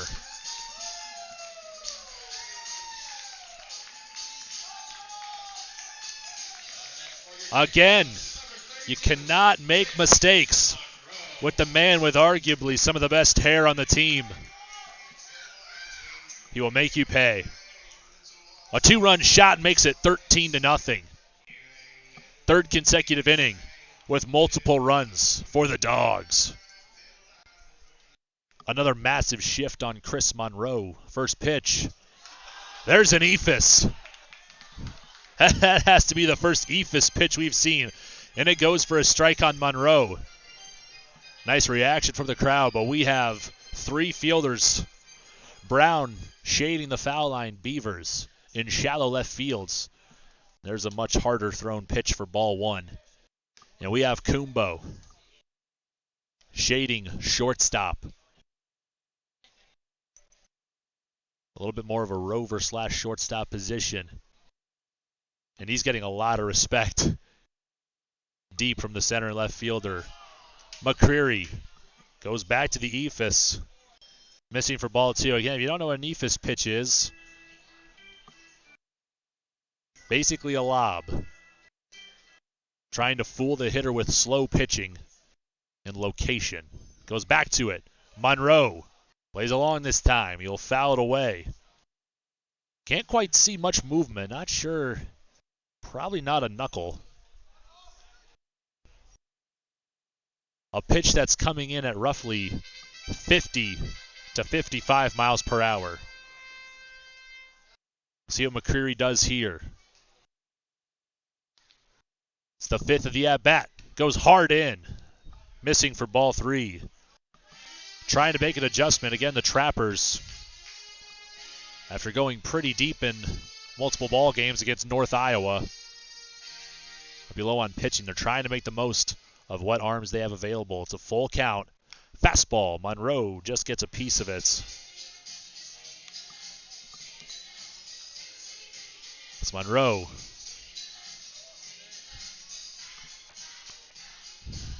Just staying alive with a full count. McCreary trying to keep Monroe off balanced here. Mixing up the speeds in various ways. Goes back soft. Monroe will watch it and fling the bat aside for ball 4. Monroe reaches base safely again. Again, I wouldn't want to throw to Monroe either. Already 2 home runs. Fueled by Diesel. Hey, he's a dangerous hitter, and he's making his presence known very well. And Jake Barlow comes to the plate now. He gets a fastball up and in for ball 1. But again, got to be careful throwing to Barlow, too. Homered in 3 consecutive games now. 1 in his last at-bat. 1-0. Swung on. Hit down the line. Just foul. Would have been a web gem play for Hunter Brown, diving at it, but just out of reach. Playing the line. That would have been one of the most tremendous defensive plays we've seen yet. With that long strike 1, we get back to even 1-1 in the counts. Monroe with a modest lead at first. The third pitch of the at-bat. Just nabbing the corner outside for strike 2. The 1-2 count now. McCreary to the plates. Swung on and through the 5-6 hole. Barlow digs deep for that one on a low pitch. And no problem, a hard grounder in the left. Still no outs this inning. 4 straight base runners for the Saber Dogs. Already seen a 2-run blast from Newbert. And 2 runners on for Seth Delgado, already wearing 2 pitches. Stepping in 0 for 1, reaching base safely twice. I'm sure he'd like a pitch to swing at here. First one. Gets the eephus. Not a bad approach trying to keep these Saber Dog batters off balance. And he's getting it over for strikes. That was strike 1. The 0-1 goes back to it. On the outer half, won't get it for ball 1. Again, be sure to stay up to date with all your Saber Dogs content on the social media pages. Same handle on all of them for Twitter and Instagram, specifically SV Saber Dogs. Some good stuff for in-game, pre-game, and post-game. Ball 2 on a heater inside. Already up to 106 total pitches for Noah McCreary. We got a right-hander warming up. It's a 2-1. Goes hard, low and away for strike 2.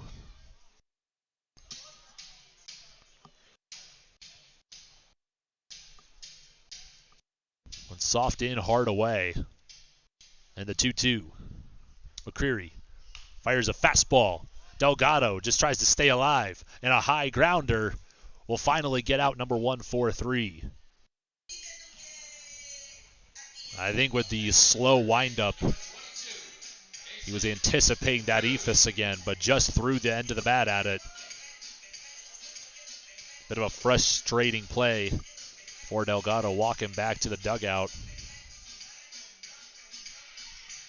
But Monroe and Barlow will advance safely to second and third. And a good opportunity for Dason Cruz. A little bit more love with this shift. First pitch ball outside. McCreary. Just a few more pitches before he hits the 120 limit. The 1-0 fastball. Taken right down Broadway. So now we got Kumbo out in shallow right fields. And Beavers sort of just shading past second base. But still on the shortstop side of it, on the left side of the field. That pitch missing outside. Ball 2. See if Cruz can find another gap this time. Got a first RBI double. First hit as a Saber Dog in the Sunday Reds. His last at bat. Takes ball 3 outside. One hit could score 2. The Trappers in some nice alternative uniforms. The Vegas gold with the Navy numbers and Cruz will let a fastball sail outside for ball 4. Still got a righty getting loose in the Pierre bullpen. Only a matter of time before we might see him enter. We got Cam Willman stepping in now. 0 for 2. And he's still looking for his pitch to drive for his first knock. And no time for it like the present with the bases loaded. First pitch. Fastball low and away, called for strike 1. Willman back in the 8-hole tonight, making his first game at the shortstop position, his main one. I've also seen him at second base this summer. Swung on and through the gap. It's going to be an RBI single. Monroe will score, and the base is still loaded. And it's now 14-0.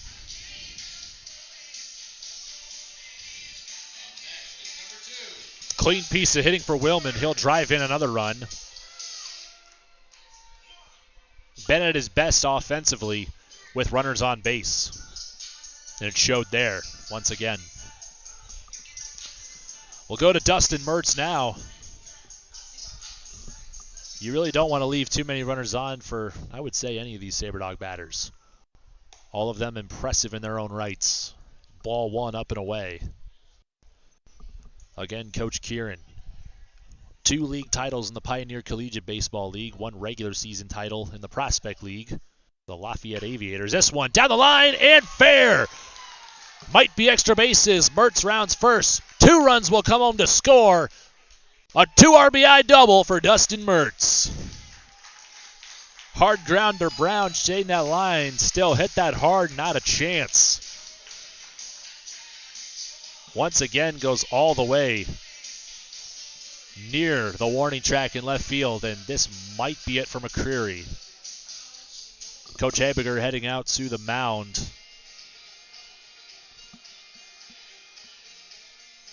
The whole infield coming in.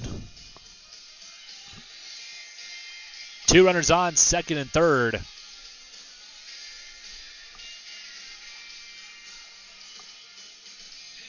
Bringing a halt to the game.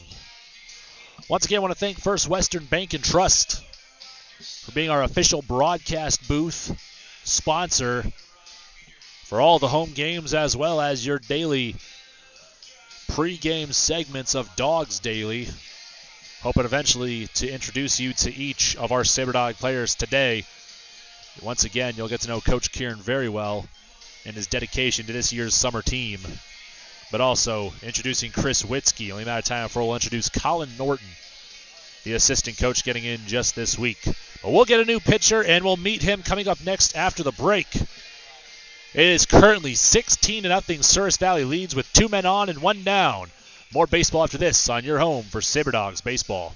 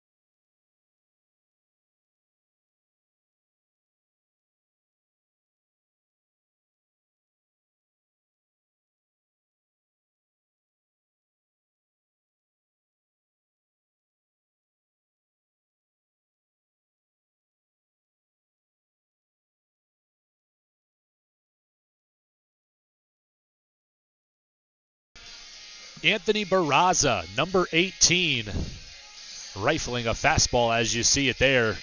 Warming up, set to take on these Saber Dog batters. One of the more impressive batters for the Trappers on this Pierre roster, a freshman out of Santa Ana College.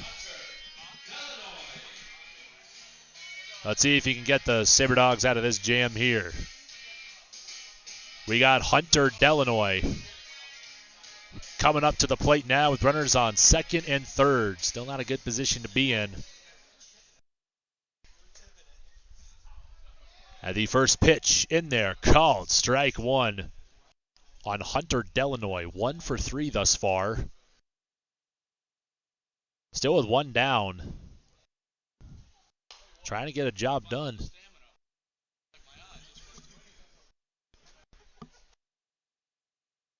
Oh, we got Noah McCreary up here in the press box. Good spirits as well. Just hit the pitch count. Third pitch of the at-bat misses for ball 2 to Delanoy. 1 for 3 tonight. Hits one far enough, he could at least score one. Barraza for this fourth pitch this game and of this at-bat, missing for ball 3. Putting extra oomph on that fastball. Again, more of an infielder and position player, just trying to get it over against the Saber Dog batters. He does that time for strike 2. Called on the inner half. Back to the top of the order.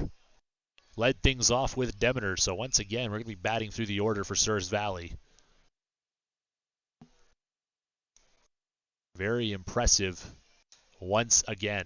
Swung on, hit the other way, and fair down the line and left. Delanoy's rounding first. He's going to drive them both in. The throw, not a bad throw at all from Jacob Griffin.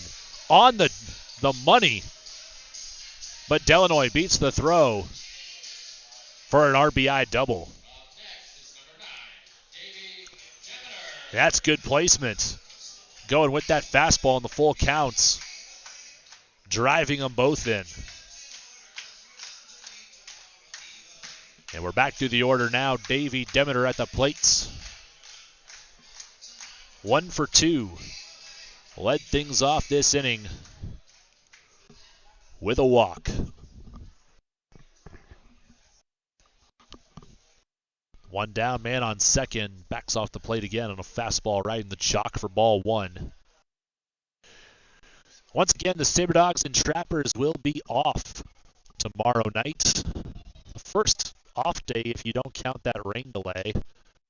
That pitch swung on and Kieran tries to field it this time. Goes hard off the palm for strike 1 on the foul grounder. But they'll be back at it again for games 4 and 5 of the series on Wednesday, and actually Tuesday, the day before as well. Third pitch of the at-bat for ball 2 inside. Also a Souris Valley rule. We saw it in effect yesterday. They're calling it the Schweitzer special for our former GM. 2-for-1 beers if the Saber Dogs gets to 21 runs. And that rule will be in effect as long as they stay at 21 runs. Because, of course, 2-for-1 makes 21. Foul ball away for strike 2. And a 2-2 count now. Barraza still looking for the second out of the inning. Taken just off the plate for ball 3. Up and away.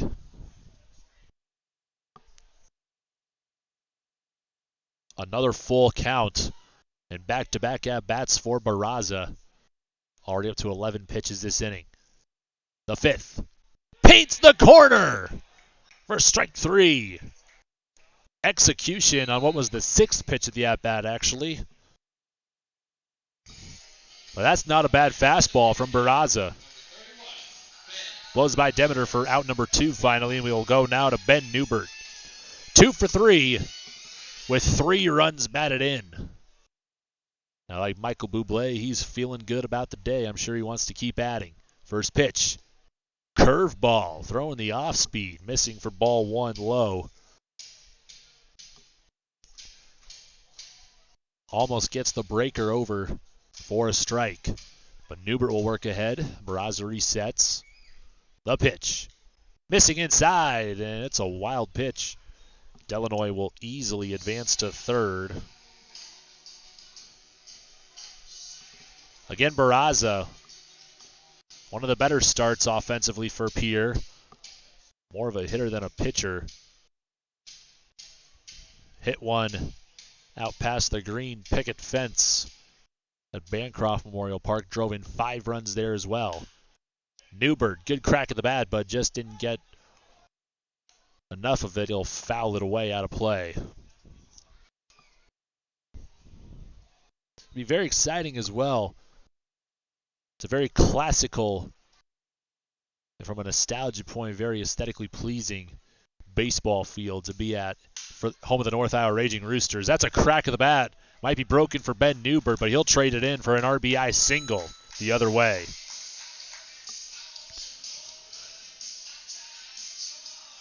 So Delanoy scores, making it 19-0. The Saber Dogs with their most runs of the game coming from yesterday, 21. Let's see if they can get more of this game. And now Chris Monroe steps back in, and he has been on fire lately. He's going to be the cleanup batter for a long time if he keeps up this hitting. Grounds this one. Foul. Brown trying to still anticipate it. Monroe 2 for 3 so far this game. 2 bombs and 6 runs batted in. Hitting very well.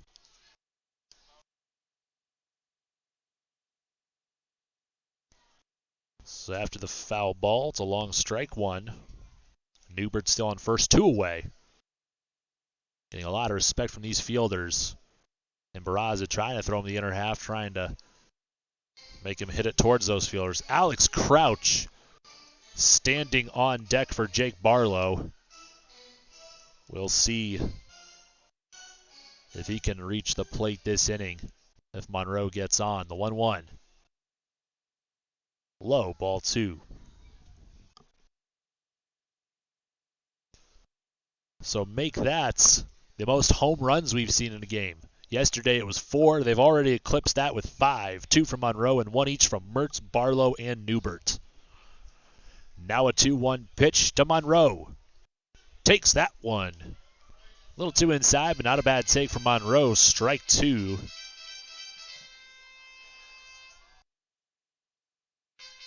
Monroe having himself one heck of a series. And one heck of a start to the season, more so.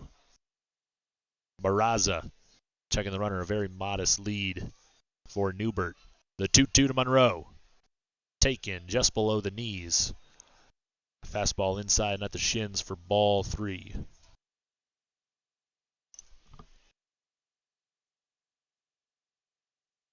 be interesting to see who the Saber Dogs plan to throw on Tuesday. Could potentially be Daniel Tomkowitz or Reed Butts, perhaps. This one grounded back up the middle. Barraza snags it. Nice defensive play. And that'll finally do it for the Saber Dogs. After putting up 8 in the bottom of the 5th. Your scoreboard reads Souris Valley 19, Pierre nothing. Heading to the top of the 6th. More baseball next on your home for the Saber Dogs.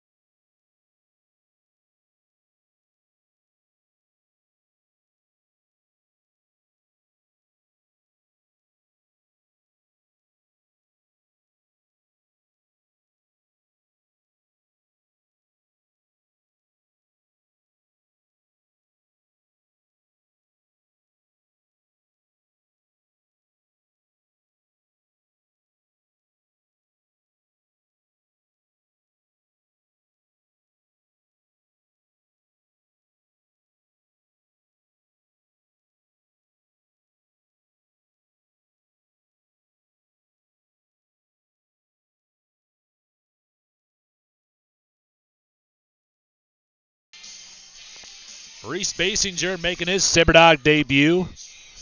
As we mentioned earlier, he was indeed the man getting warmed up for the Saber Dogs. Perhaps the youngest player on this veteran crew for the Saber Dogs. 6 feet tall, 175 pounds out of Wiley, Texas. A Wrangler this past spring. Missing on the first pitch for ball one. And we got a pinch hitter here for Hawk. This one taken for strike one. Got number 33, it's Colton Yanish, a pitcher from yesterday. I believe he also does indeed see some time at the plate. As Yanish out of Illinois Valley, also listed as a first baseman. Currently the count 2-1 as Colton Yanish fouls that one away.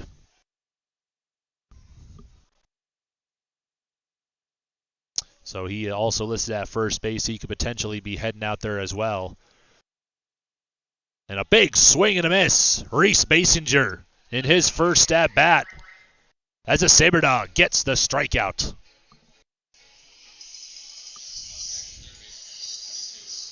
So Jordan Ewig's night comes to an end through 5 complete innings of work. 78 pitches. Had 51 strikes.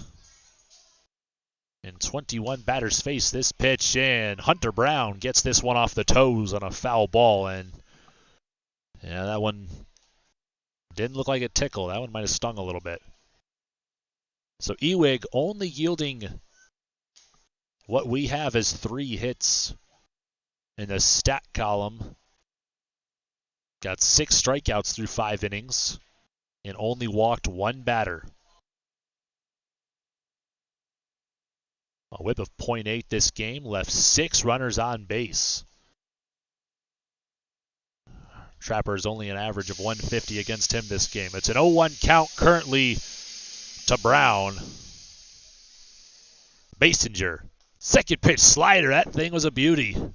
Moved a ton and found its way right down Broadway for strike 2. Basinger working out of the stretch. Base is empty with 1 away. The young Texan out there. That was a 2-seamer, but just doesn't run in. Misses outside for ball 1.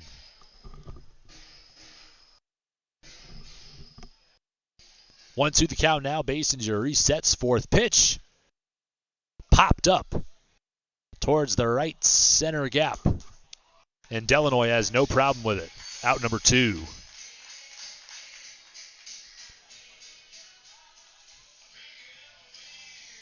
We'll move along now to the beer batter. It's Daniel Hobb. So Hobb stepping in.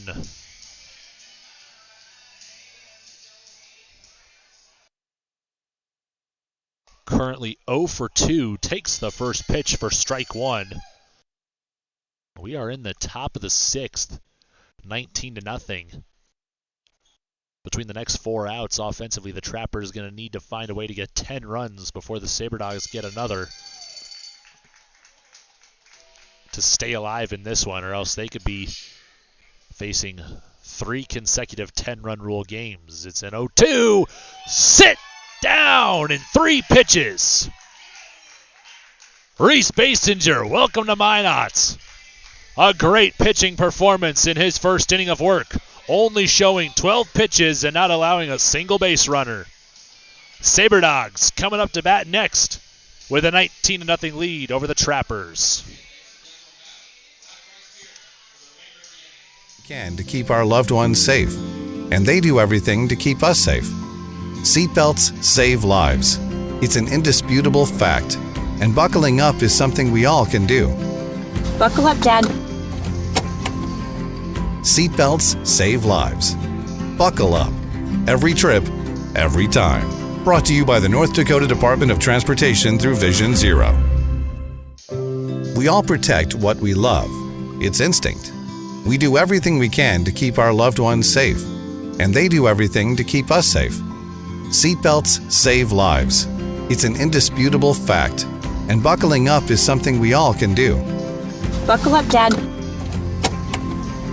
Seatbelts save lives. Buckle up. Every trip, every time. Brought to you by the North Dakota Department of Transportation through Vision Zero. Welcome back to the Magic City. Anthony Barraza out of the bump for his second inning of work. Was able to get the Trappers out of the jam. Getting 2 outs in the 5th. We'll have a pinch hitter, Alex Crouch, getting his first hacks of the night. Stepping in for Jake Barlow. Colton Yanish also will be subbing in at first base for Will Hawk. I believe he also got a new third baseman for Pierre. That'll be Colby Rich out at third base. Alex Crouch stepping in now. Saw the ball very well yesterday. Walked in multiple at-bats. And his first pitch from Barraza out of the windup. Missing on a fastball outside. So Crouch, so far playing in 7 games, has a .250 average. 1 home run and 4 runs batted in, scoring 7 himself. And that pitch will miss outside for ball 2. A 2-0 count. Nobody on, nobody out. Crouch leading off in the 5-hole pinch hitting for Barlow. A well-hit ball, but roped right at Yanish for out number 1, an unassisted ground out at first base.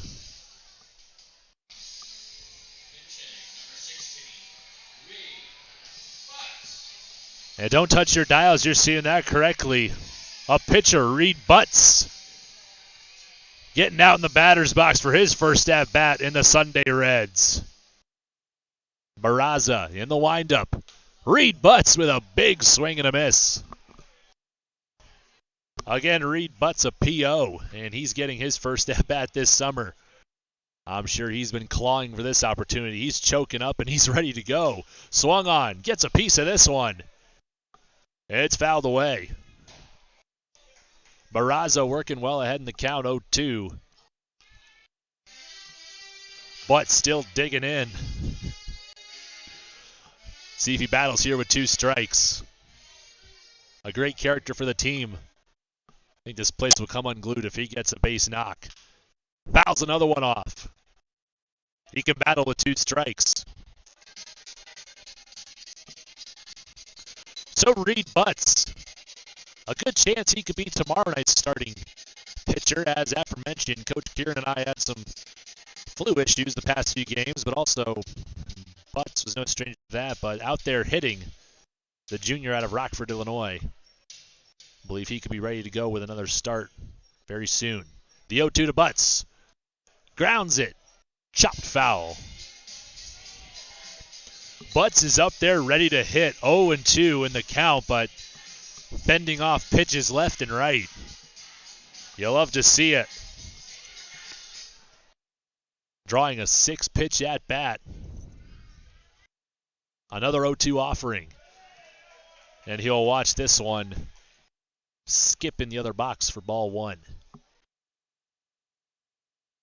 Again, if you haven't caught up, we are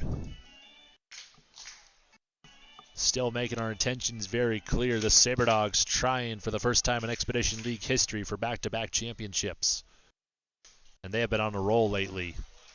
Butts gets another piece of this one for another foul ball. And still chatting it up with Daniel Hab. You gotta love this guy.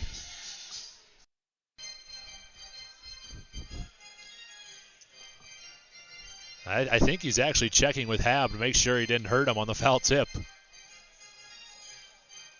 He's a compassionate player. Another 1-2 from Barraza. Swung on, fouled away. Might be a PO, but this is some of the finest 2-strike hitting we've seen so far. Butts with very impressive pitching numbers nonetheless at VCSU. 60 strikeouts in 48 innings of work for the Vikings. Only giving up 15 walks. A hit by pitch. But you got to give it up for Butts. A tremendous at-bat. He outlasts Barraza. Definitely didn't mean to plunk him, but for the second time, we've seen a PO at the plate get plunked. He saw plenty of pitches, but hey, Billy Bean would like it. He got on base. Butts also with a 3.25 ERA at VCSU. Dason Cruz will step up to the plate once again with one down. He'll take ball one well inside.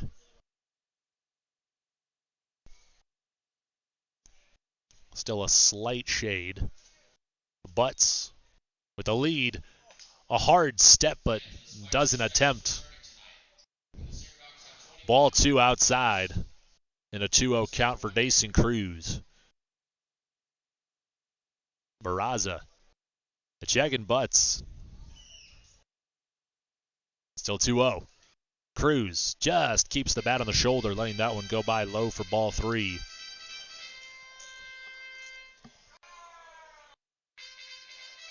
The run at the plate that would implement the Schweitzer special at the magic number 21. 2-for-1 beers for the rest of this contest. The 3-0. And Cruz takes it for strike one. Dason Cruz 1 for 3 so far this game. Walked and struck out as well. Scored a run and drove one in. A hitter's 3-1 pitch. Ropes this one foul. Good crack of the bat, but turns on it a hair too early. I'll make the count full now.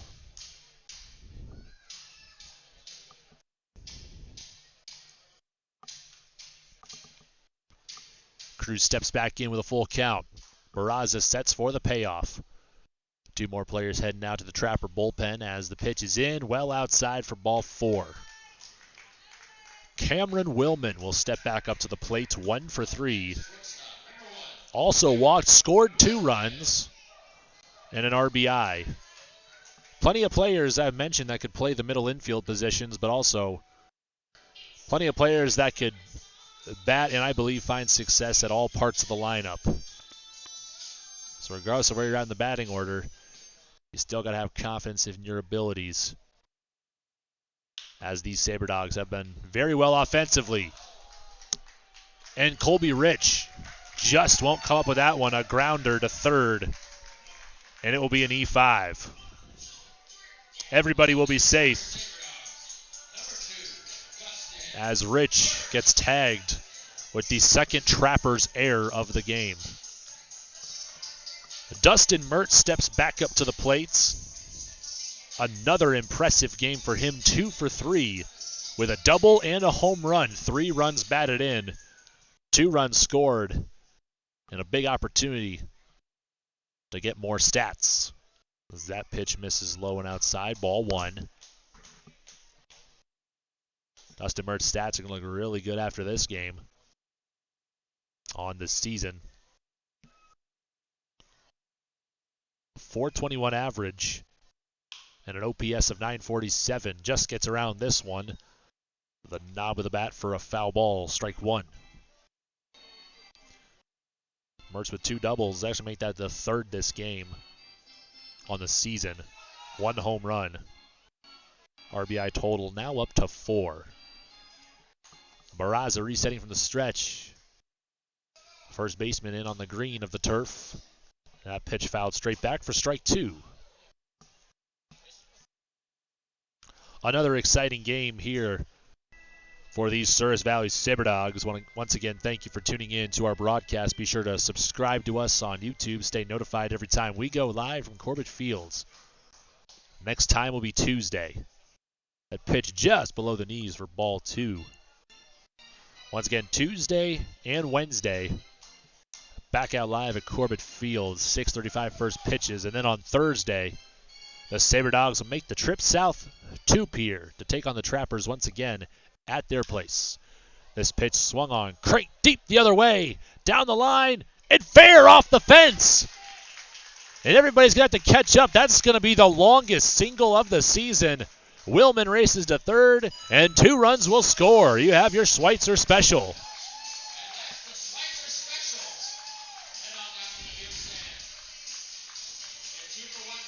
So Mertz on the single, 2 runs will score again. I once saw it from David Ortiz, but I think Mertz might beat him in a 40 race. Willman to third. And it's 21-0 for the second straight game. We'll go back to the top of the order. Hunter Delanoy with runners at the corners, 1 down. Reed Munstetter coming home to score. Shows fellow pitcher Ethan Swanson his battle scars, or where the laces stand out after wearing one. First pitch, strike 1, but hey, the POs are a perfect 1,000 on-base percentage. However, they don't have an official at-bat yet through 2 plate appearances. And also, both have scored. And 0-1 to Delanoy. Hits this one in the air towards the gap in left center and caught on the run by Maddox Mueller. It's going to be a sacrifice fly to straightaway center field. And it's 22-0. Mertz will be held up at first, not advancing. We'll go back to Davey Demeter. 22-0. The Schweitzer special's over now. But the Saber Dogs, with their most runs in a game so far this season, the same sentence I have uttered for 3 straight nights now. 1-0 on the first pitch ball to Davey Demeter. And Barraza checking Mertz at first. I don't think anybody's going to be stealing here. Ball 2 skips to the plates. On deck, we have another PO batter, Thomas Gutierrez, with 2 away. We're going to see if he will indeed get his first at-bat of the season. He's another guy that's been itching to get in the box. 2-0. Demeter cranks this one to deep right center and off the fence. Coach Kieran simply points to the dish. Mertz will score from first base on another RBI double from Davey Demeter. A huge fly ball that we all thought was out of here for a second.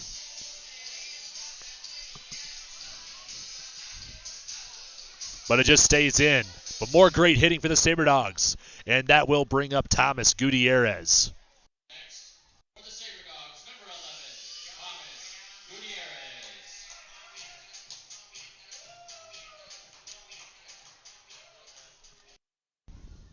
2 down. Goody, 1 day removed from one of the most dominant pitching performances we've seen so far this summer. Watch his strike 1 go by. 12 strikeouts and 6 innings of work. Let's see what he can do with the bat. Barraza, 0-1 to Goody. Swung on. Hit very nicely out towards Beavers. And the throw will sail to the fence. Goody collides with Yanish, just trying to get there safely. It's going to be E6 as Beavers sails this one. A hard hit grounder. But hey, Goody still keeps the PO streak alive of 1,000 on base percentage. Runners on the corners now for Chris Monroe. And more runs are still threatening with one of the most dangerous bats up at the plates.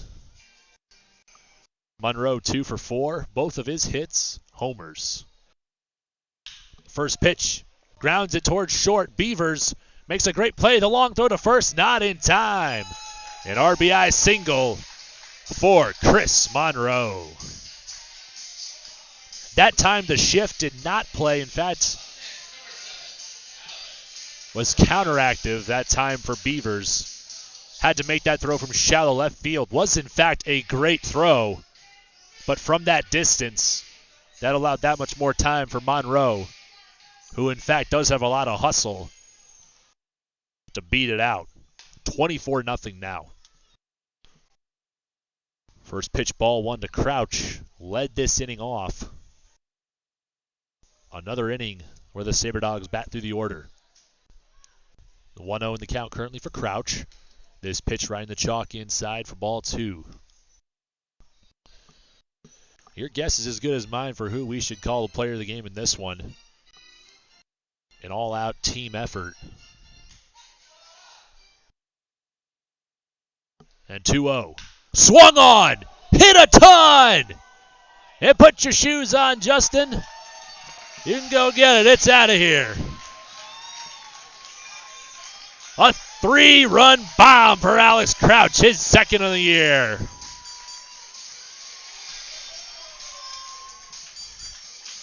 No doubt about that one. Crouch cranks it out of here, turning on it perfectly. Multiple camera angles on that one. Our very own Ty Bear plus Jake Barlow. And we're loving it. 27-0. And we're going to have another new pitcher here. We're going to have to break now. Another 8 spot for the Saber Dogs in the bottom of the 6th. Souris Valley 27. Pierre, nothing. More baseball after this.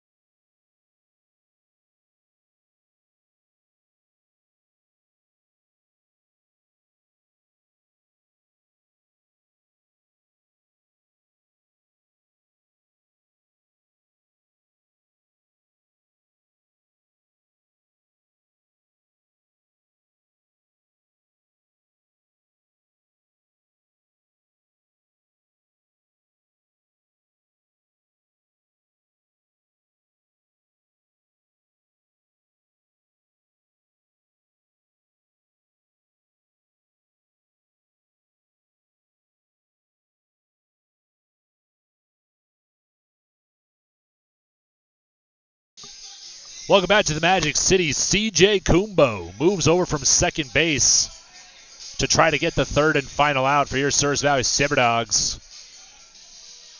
Here in the bottom of the 6th, another 8 spots. A game that Pierre started off very nicely. We were scoreless through 2.5. Then 4, followed by 7, followed by 8 in the past 2 innings offensively for the Saber Dogs.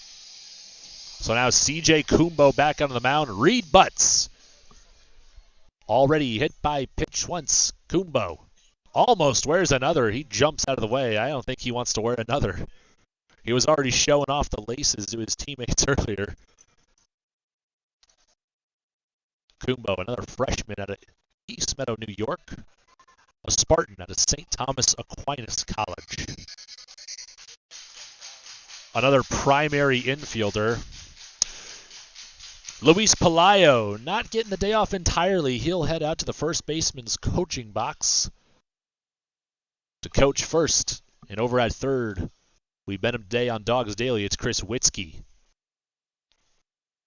We know him from the NCC, former pitcher and leadoff batter for the Humboldt Wildcats. Coach K and yours truly, Clear Lake Lions.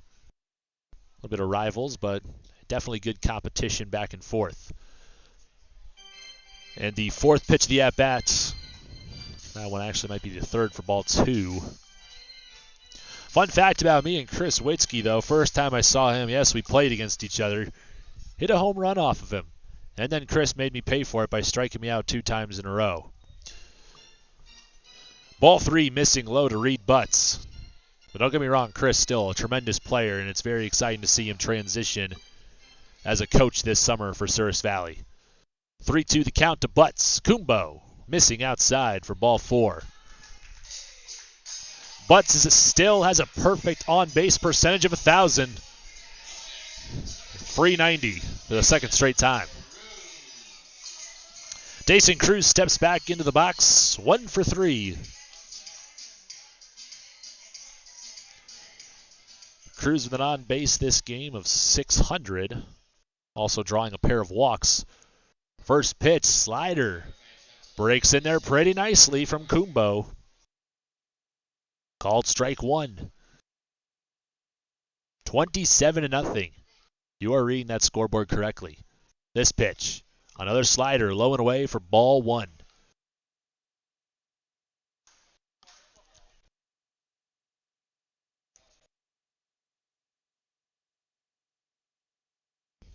Kumbo back on the rubber, missing for ball 2 that time. Kumbo, a 197 average as a hitter. 3 doubles and 1 home run. 14 runs batted in for the Spartans this past spring. And he did not see the mound. Grounded towards second. Arnold there to make the play. And finally, the Saber Dogs are put away in the 6th. Go ahead and tally them up for you here after the 3rd and final outs. 8 runs on 4 hits, 2 errors, and 45 pitches. Heading to the top of the 7th. It's Souris Valley 27, Pierre nothing on your home for Saber Dogs baseball.